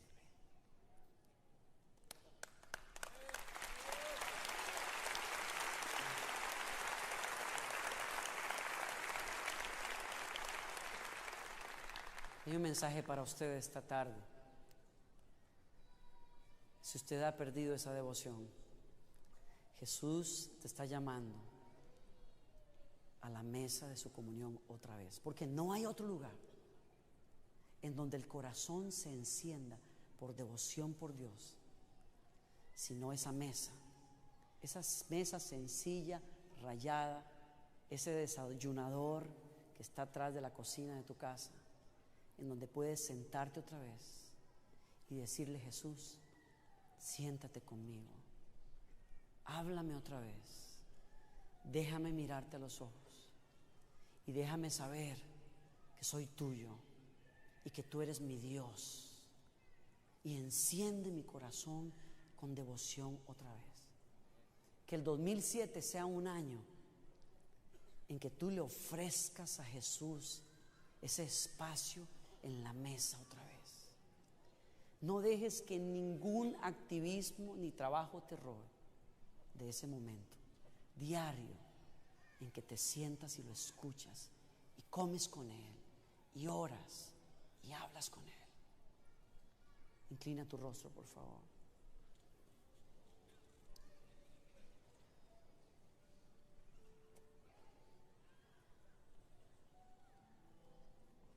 Hemos comenzado el año, Señor, de tantas maneras, muchos de nosotros, circunstancias que nadie imagina hemos enfrentado. Algunos hemos recibido el año preguntándonos qué va a pasar, pero Señor, hay algo que vemos claro: son tus manos marcadas por tu amor por nosotros, llamándonos a comer contigo otra vez y diciéndonos: yo no he dejado de amarte, yo te quiero conmigo todavía, acércate. Él te está haciendo una invitación esta tarde, donde quiera que estés en este lugar. Si no estás comiendo con Él todos los días, Él te dice: yo estoy a la puerta y llamo. Si alguno oye mi voz y abre la puerta, yo voy a entrar a Él y voy a cenar con Él y Él conmigo. Donde quiera que estés, ábrele el corazón al Señor. Dile: aquí estoy, Jesús. Señor, sé el dueño de mi casa, de mi corazón, de mi vida. Enséñame a comer contigo otra vez. Si has perdido esa conexión con Él, dile: Señor, aquí estoy. Quiero comenzar este año, Señor, dándote el primer lugar en mi mesa, Señor.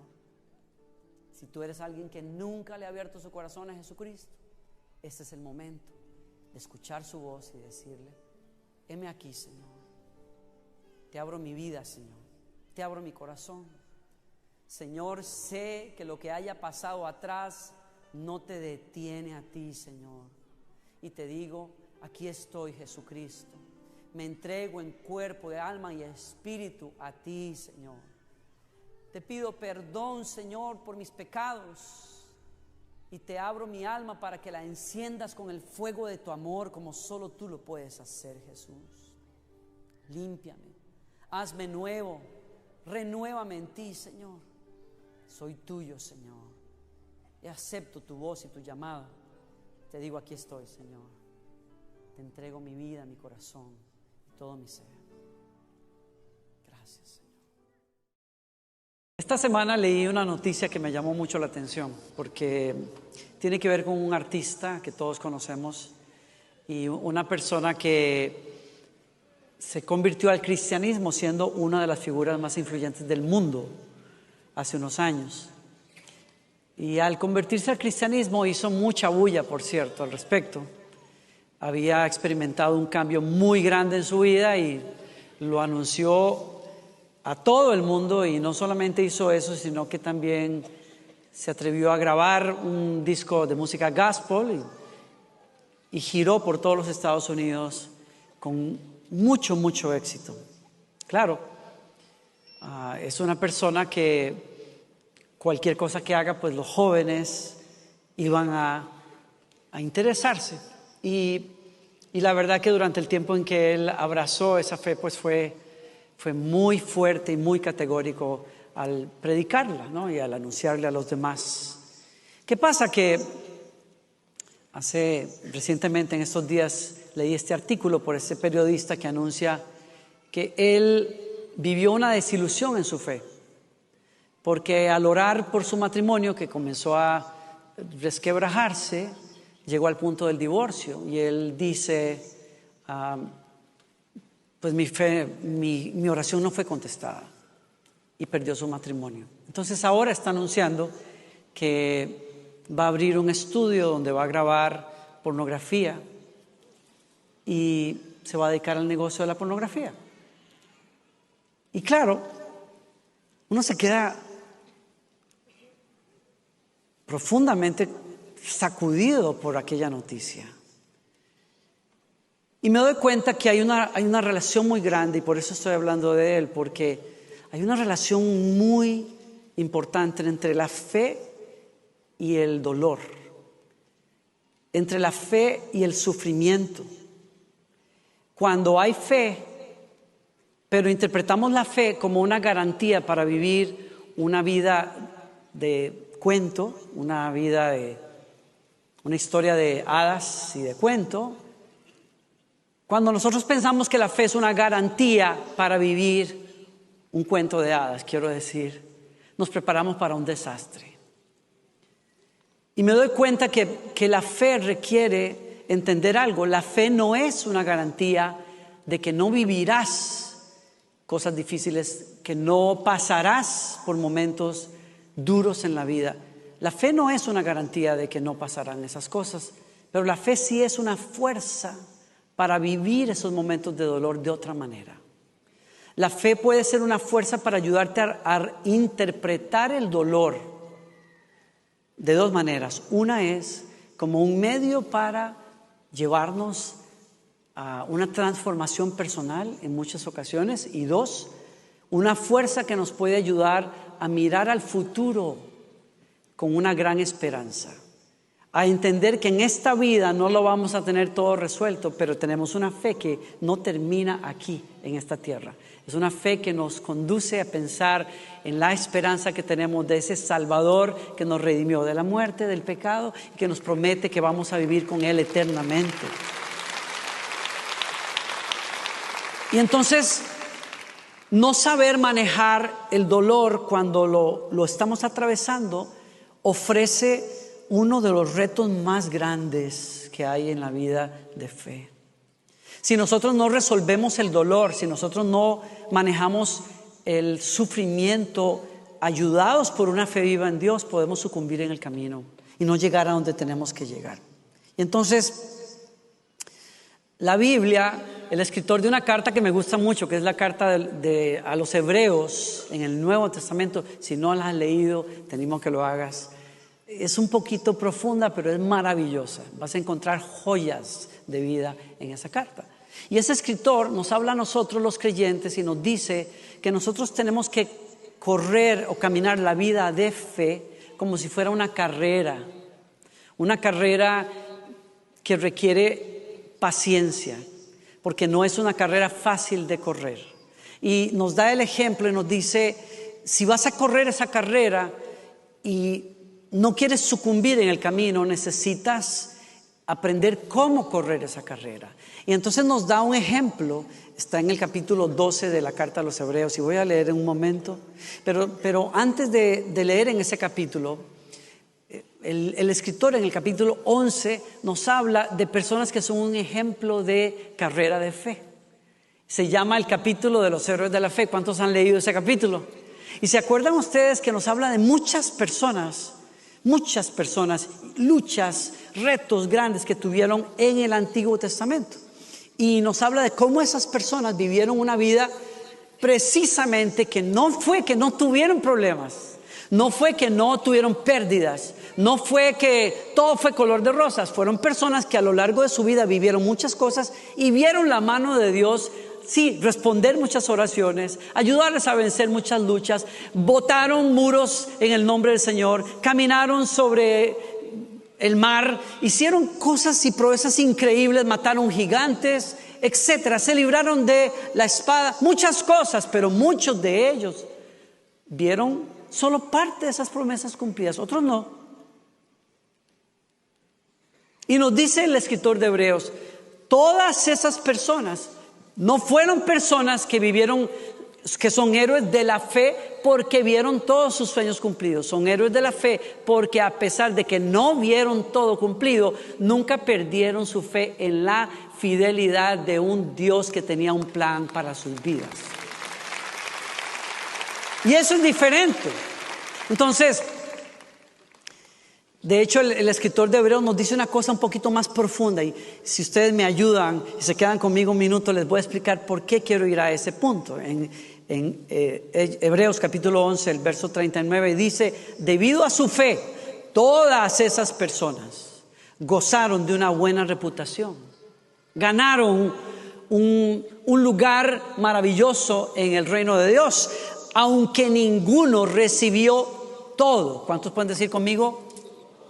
Ninguno recibió todo lo que Dios le había prometido. Deberíamos de subrayar eso, porque hay algunos cristianos por ahí que piensan que ser cristiano y tener fe en Dios es creer que va a recibir todo en esta vida. Aunque ninguno recibió todo lo que Dios había prometido, Dios tenía preparado algo mejor para nosotros, hablando de los cristianos después de que Cristo vino, de modo que ellos no llegaran a la perfección sin nosotros. ¿Cómo se come eso? Yo no sé si pueda explicarlo perfectamente bien, pero digamos, voy a pedir ayuda, por ejemplo, a Alan y su esposa Tatiana. ¿Quieren venir aquí un momentito? Denles un buen aplauso. A ver, ¿a quién más le puedo pedir ayuda aquí? Por ejemplo, no. A ver, ya me hicieron señas de que ni se me ocurra. Gigi, vente para acá. Un aplauso. Entonces, vamos a poner, miren, necesitamos un punto de referencia que Hebreos pone para ayudarnos a entender el plan de Dios. Ese punto de referencia se llama Jesucristo. Porque Jesucristo es el cumplimiento del plan de Dios para salvar a la humanidad. Jesucristo es la persona que Dios quiere usar para reunir un pueblo al que Él llame suyo. Ahora, me va a servir bien de Jesús. Tiene barba y todo, se parece a Jesús. Aleluya. Ok, entonces, ponte aquí más, ahí está bien. Entonces, ahora vamos a ver a los héroes de la fe del Antiguo Testamento. Ahí está su esposa preciosa, ponte aquí. A ver, yo no sé si se vean bien en cámara ellos. Ahí no quiero ponerlos detrás del púlpito. Ok, y entonces Gigi viene de este lado. Ok, tú representas a los héroes de la fe, a los santos del Antiguo Testamento de los que está hablando Hebreos. Sí, y tú vas a representarnos a nosotros, los creyentes del Nuevo Testamento. El punto de referencia común entre los dos es Jesucristo. Unos vivieron antes de Jesucristo en fe y otros vivimos después de Jesucristo. Ahora, ¿qué es lo que nos dice Hebreos? Hebreos dice, ambos pueblos que son parte de un plan de Dios, ambos tenían que graduarse en la fe, tenían que ser perfeccionados. Pero el escritor dice, los del Antiguo Testamento vivieron todas sus vidas experimentando a Dios de muchas maneras. Vieron milagros, vuelvo a decirlo, mataron gigantes, se escaparon de espadas, en fin. Todo eso lo hicieron, salieron de su tierra natal, dejaron grandes ciudades y se internaron en el desierto. ¿De quién estoy hablando? De Abraham, que por la fe dejó cosas y nunca llegó realmente a esa tierra prometida.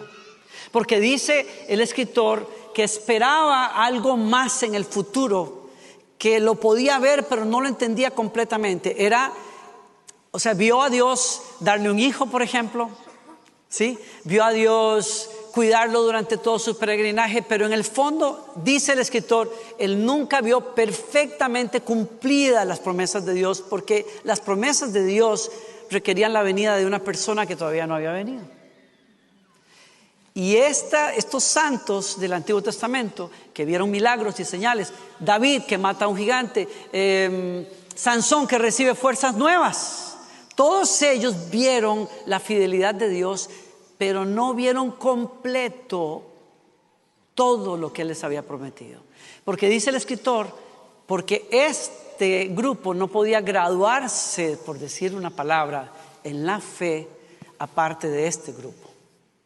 Y en los planes misteriosos de Dios, Dios dijo, estos van a tener que vivir toda la vida, no solo en fe para asuntos personales y milagros personales, sino toda la vida vivir en fe de que un día se amarraría el plan con la venida de uno que es el Mesías, porque ese es el único que podría salvarlos a ellos y también salvar a estos que todavía no han nacido. En el plan de Dios, el escritor de Hebreos dice, estos creyentes van a tener que vivir en fe de que lo que Él ganó es suficiente para que ellos vivan hoy y suficiente para llevarlos a la eternidad. Y estos que vivieron en el pasado tienen que vivir esperando que las promesas se cumplen en parte, pero vendrá un día en que se cumplirán plenamente, cuando vendrá ese que los salvará de sus pecados, que les abrirá la puerta al cielo para que juntos puedan experimentar el reino de Dios plenamente. ¿Alguien me sigue aquí? Por eso el escritor dice, vuelvo a leer, ninguno recibió todo lo que Dios había prometido, pues Dios tenía preparado algo mejor para nosotros, de modo que ellos no llegaran a la perfección sin nosotros. Ahora que vayámonos a lo práctico aquí. Lo práctico nos dice a nosotros, el escritor dice, estos son testigos de fe para nosotros. Dice Hebreos 12, y lo leo para ustedes, por lo tanto, ya que estamos rodeados por una enorme multitud de testigos que son ejemplos de fe para nosotros, corramos esta carrera de la fe, quitándonos el peso que se nos enreda para llegar a la meta. ¿Qué nos dice a nosotros? Todos ellos son ejemplos de que Dios va a cumplir promesas, de que en medio de los retos de la vida podemos ver la fidelidad de Dios sostenernos, sí, pero nunca veremos completo todo, porque en el caso de ellos tenían que esperar al Mesías, pero en el caso de nosotros tenemos que vivir mirando hacia lo que se ganó aquí, pero esperando un cumplimiento completo, porque no veremos todo ese cumplimiento aquí. Algunos de nosotros moriremos antes de que Él venga. Algunos de nosotros no veremos todas las oraciones contestadas. Algunos no veremos todos los sueños contestados. Algunos pasaremos dificultades y luchas y desilusiones, momentos difíciles, persecuciones, como ellos también. Solo que ellos tuvieron que sufrirlas con una fe en el futuro de que vendría un día en que vencería todo este sufrimiento. Y estos tenemos la confianza de que Él ganó todo eso, pero no lo vemos todo concreto todavía, porque vendrá el día en que que nos fue quitado vendrá por segunda vez a recogerlos a ellos y a ellos para cumplir su propósito. Dale un buen aplauso.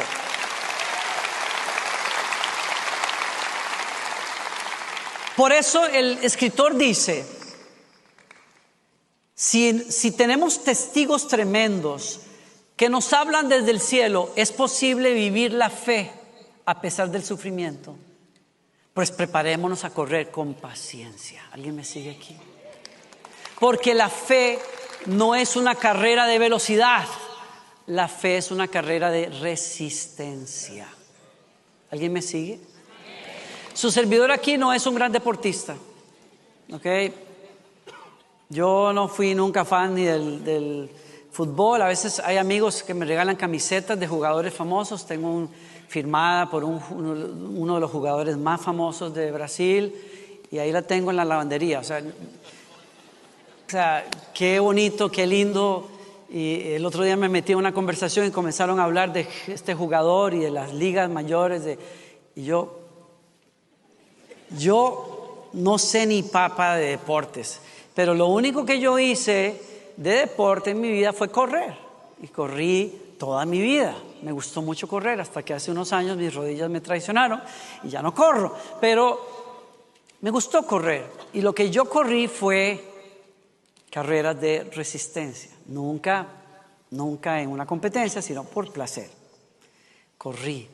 Aprendí con el tiempo que hay una manera de correr en una carrera de resistencia para llegar a donde yo quiero llegar, porque lo que importa no es el tiempo, lo que importa es la manera en que yo corro para llegar a la meta. A nadie le importa a qué horas llego yo, lo que a mí me importa es que yo llego. ¿Sí? Ese es el punto. Entonces, el escritor nos está diciendo a nosotros, la fe es una carrera de resistencia. Y dice el apóstol, quitémonos todo peso para poder correr, especialmente el pecado que tan fácilmente nos hace tropezar, y corramos con perseverancia la carrera que Dios ha puesto adelante. Una traducción dice corramos con paciencia. Dos palabras claves para los que les gusta anotar, dos palabras claves aquí. Si vamos a vivir en la fe, tenemos que vivirla con perseverancia. ¿Qué es perseverancia? Persistir haciendo algo a pesar de las dificultades. Y paciencia, la capacidad de padecer o soportar algo sin alterarse. ¿Alguien me sigue? Si yo voy a tener fe, si yo voy a llegar a la meta en mi fe, necesito entender que necesito paciencia. Necesito perseverancia. Y el escritor nos dice, tengan cuidado, porque hay cosas que se nos enredan fácilmente, como el pecado.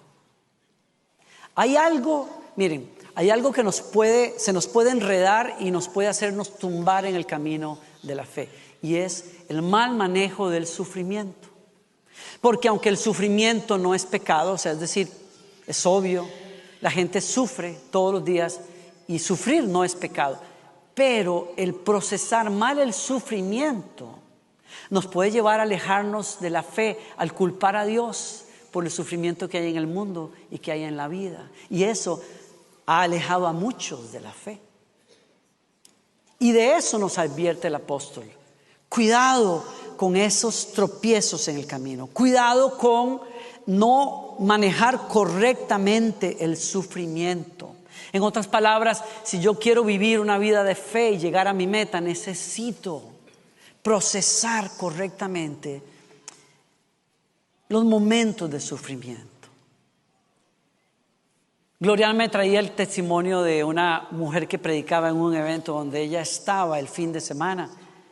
Y ella hablaba de su pastor. Su pastor es un hombre muy conocido por nosotros, se llama Bill Johnson.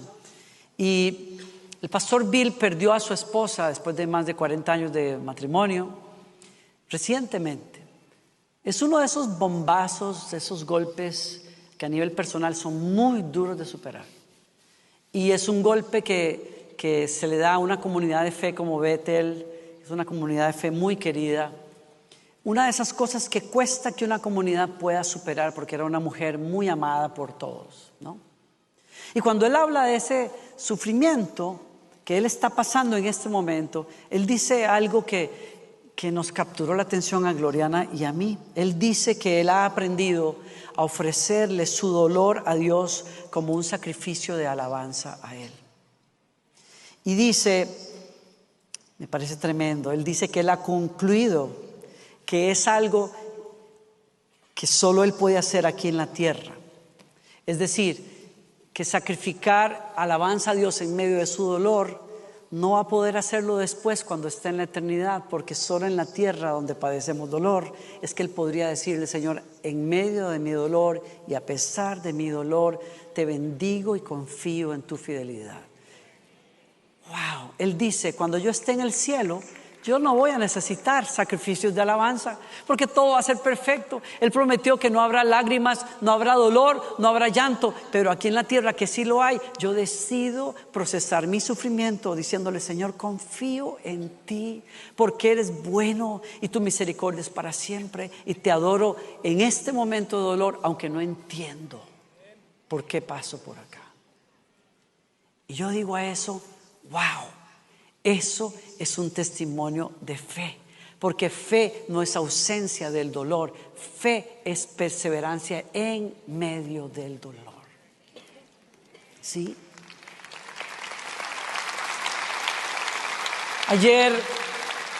Ayer conversé con una señora. Estaba yo en el aeropuerto en Houston antes de salir a Dallas a una conferencia que teníamos que dar allá. Y la señora se me acercó y se presentó y me dijo: pastor, los conozco a usted y a su esposa porque nosotros asistíamos a Lakewood hace años y por cuestiones de trabajo tuvimos que movernos a Orlando, Florida. Ella me dice: durante todos los años que estuvimos en Lakewood, mis hijos y yo asistimos a Lakewood y cada domingo le pedía a mi esposo que asistiera con nosotros y él siempre se negó a hacerlo. Él siempre me decía: mija, déle usted, vaya, qué bueno, disfrute, pero no es para mí. Y me dice: estando en Orlando, mi esposo fue diagnosticado con cáncer en el estómago, un cáncer terminal. Y me dice ella: y fue en medio de su enfermedad que un día se puso a buscar las prédicas de Lakewood y encontró una prédica de su esposa. Y me dice: y a partir de ese día, cuando él escuchó aquella palabra, la palabra de Dios en labios de su esposa, no solamente se entregó a Jesús, sino que cada día durante los 8 meses que vivió su enfermedad, se conectó para escuchar las prédicas de Gloriana. Me dijo así, se reía, me decía: se enamoró de Gloriana. Me dice: claro, dice, usted sabe, yo escucho sus prédicas, escucho las prédicas de Gloriana, pero mi esposo me decía: Gloriana, yo necesito escuchar la palabra de Dios que esa mujer tiene. Y me dice ella: 8 meses muy duros, muy difíciles, con mucho dolor, con mucha dificultad, pero jamás se quejó y entró en la presencia de Dios en paz.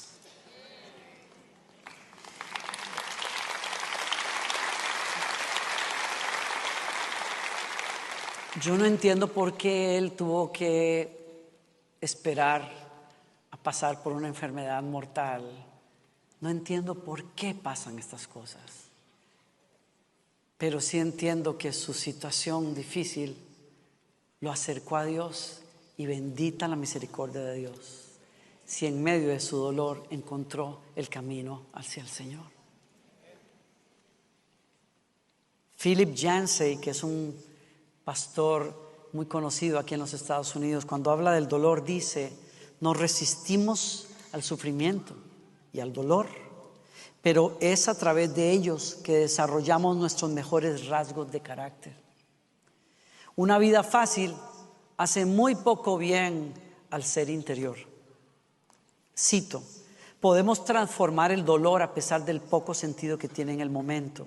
Dice: el dolor nos da una oportunidad, nos obliga a concentrarnos en lo que es realmente importante.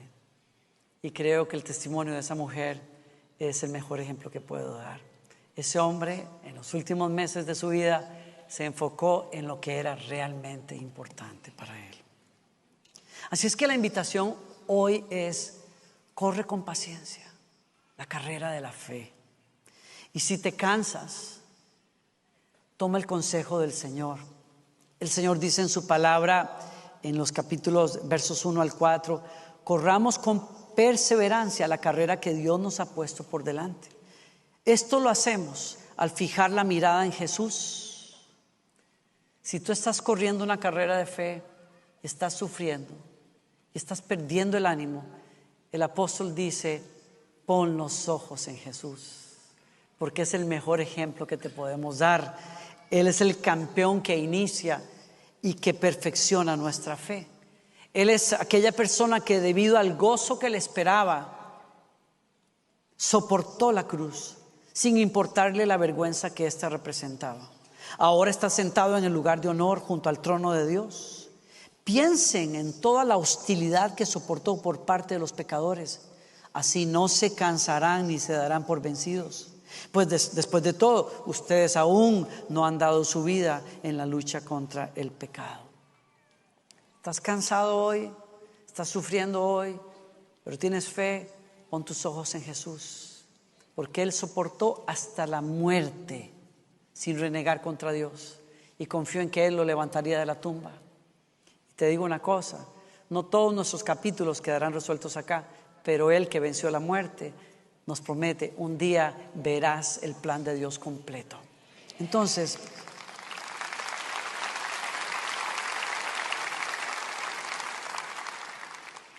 a mí me encanta recordar a mi hermano mayor. Mi hermano mayor acaba de terminar una carrera allá en Costa Rica. Él está corriendo hasta ahora. Es algo que le dio ahora ya de grande, y lo admiro por eso. Le pregunté el otro día, lo llamé para felicitarlo porque me dijo que había terminado la maratón, y entonces le pregunté: ¿y cuánto tiempo te tomó? En realidad lo felicité primero, claro, pero quise saber por curiosidad. Cosa de hermanos, ¿no? Ajá, sí, ¿qué? ¿En cuánto lo terminaste? Y me dice: 5 horas y tanto. Yo casi le pregunto: ¿y los demás en qué tiempo lo terminaron? Pero hubiera sido muy pesado de mi parte. Porque en realidad el punto importante no era ese. El punto importante fue lo que me dijo después. Me dijo: sabes que estoy profundamente satisfecho conmigo mismo. Y le digo: ¿por qué? Me dice: porque terminé la carrera. Pude haberme quedado de camino. La terminé en 5 horas y media. ¿A quién le importa? Yo hice mi carrera y la terminé. Y me dice: ¿y sabes qué es lo que más me gusta de lo que acabo de hacer? Le pregunté: ¿qué? Me dice: que me tomé el tiempo de disfrutar el camino a la meta. Y de eso se trata la carrera de la fe.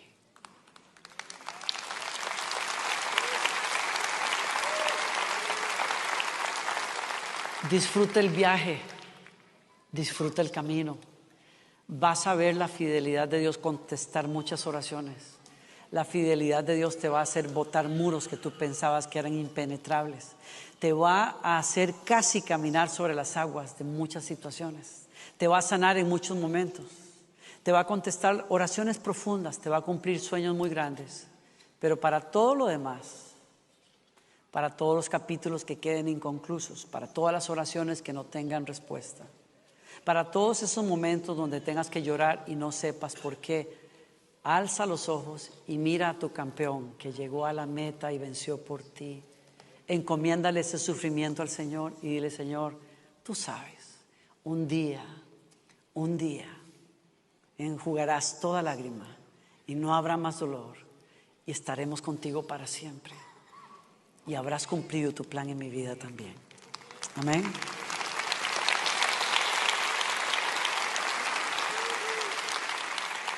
Me acompañan en oración. Señor, gracias.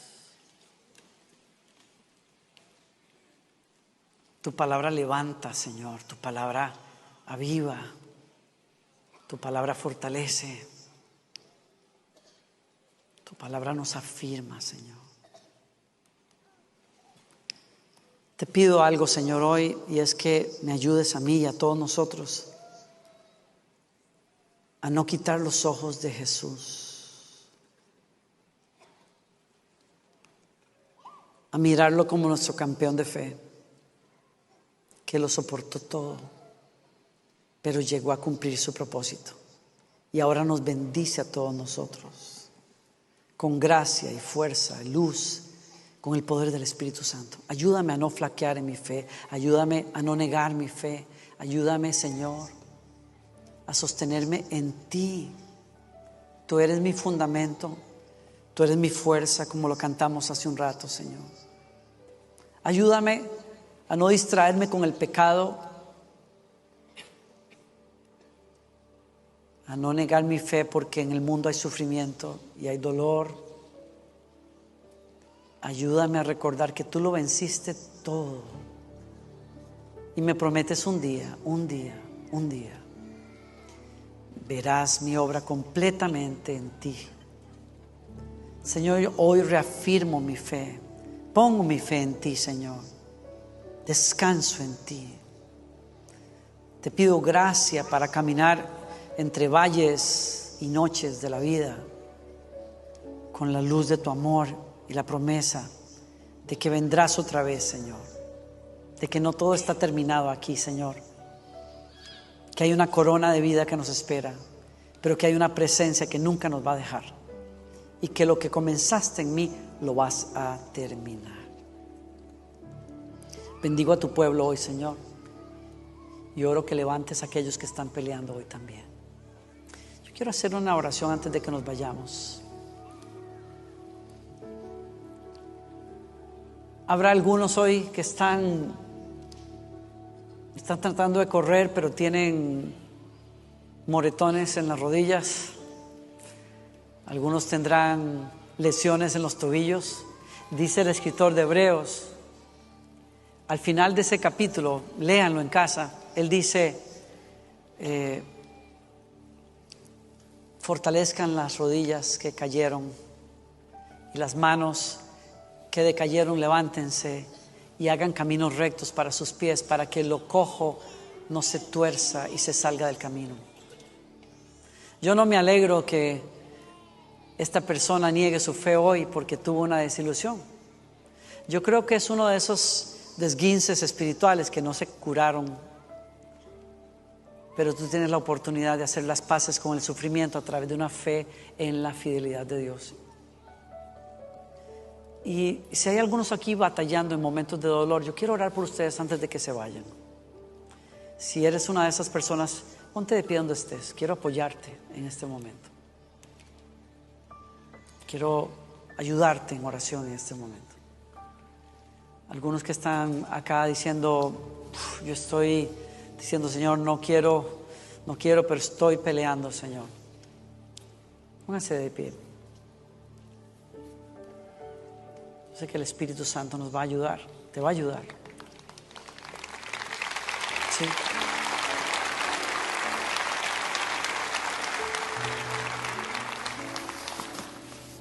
Una de las primeras cosas que uno hace cuando está pasando un momento difícil, me lo dijo alguien el otro día, entre lágrimas, me decía,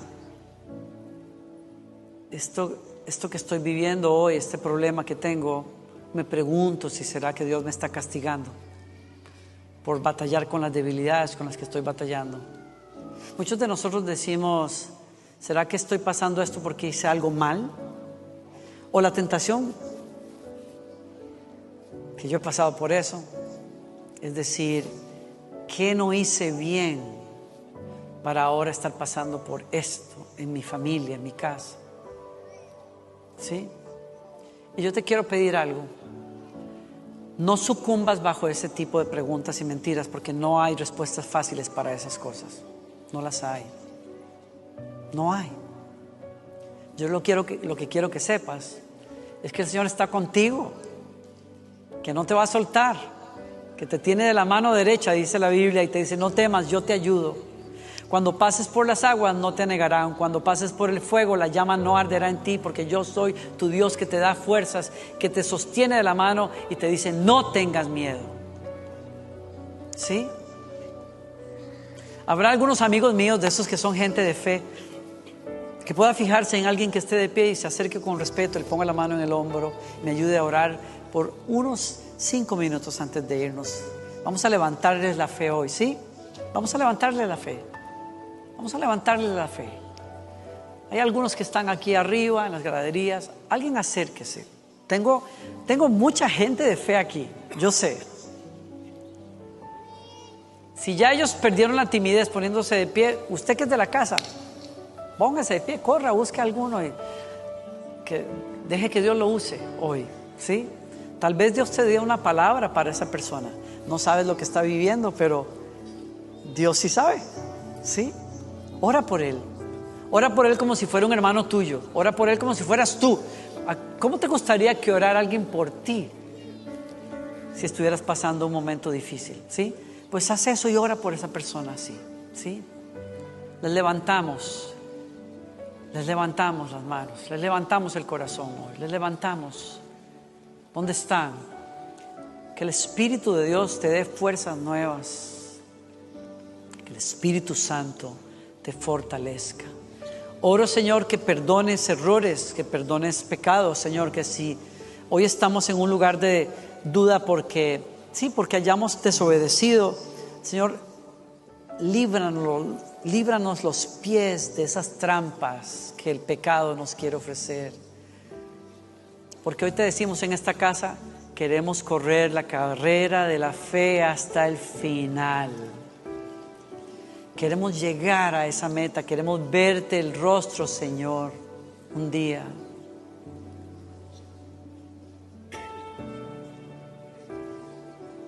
Gracias por lo que estás haciendo aquí, Señor.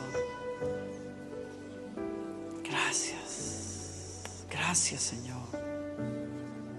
Gracias, Señor. Gracias, Señor. Gracias, Señor.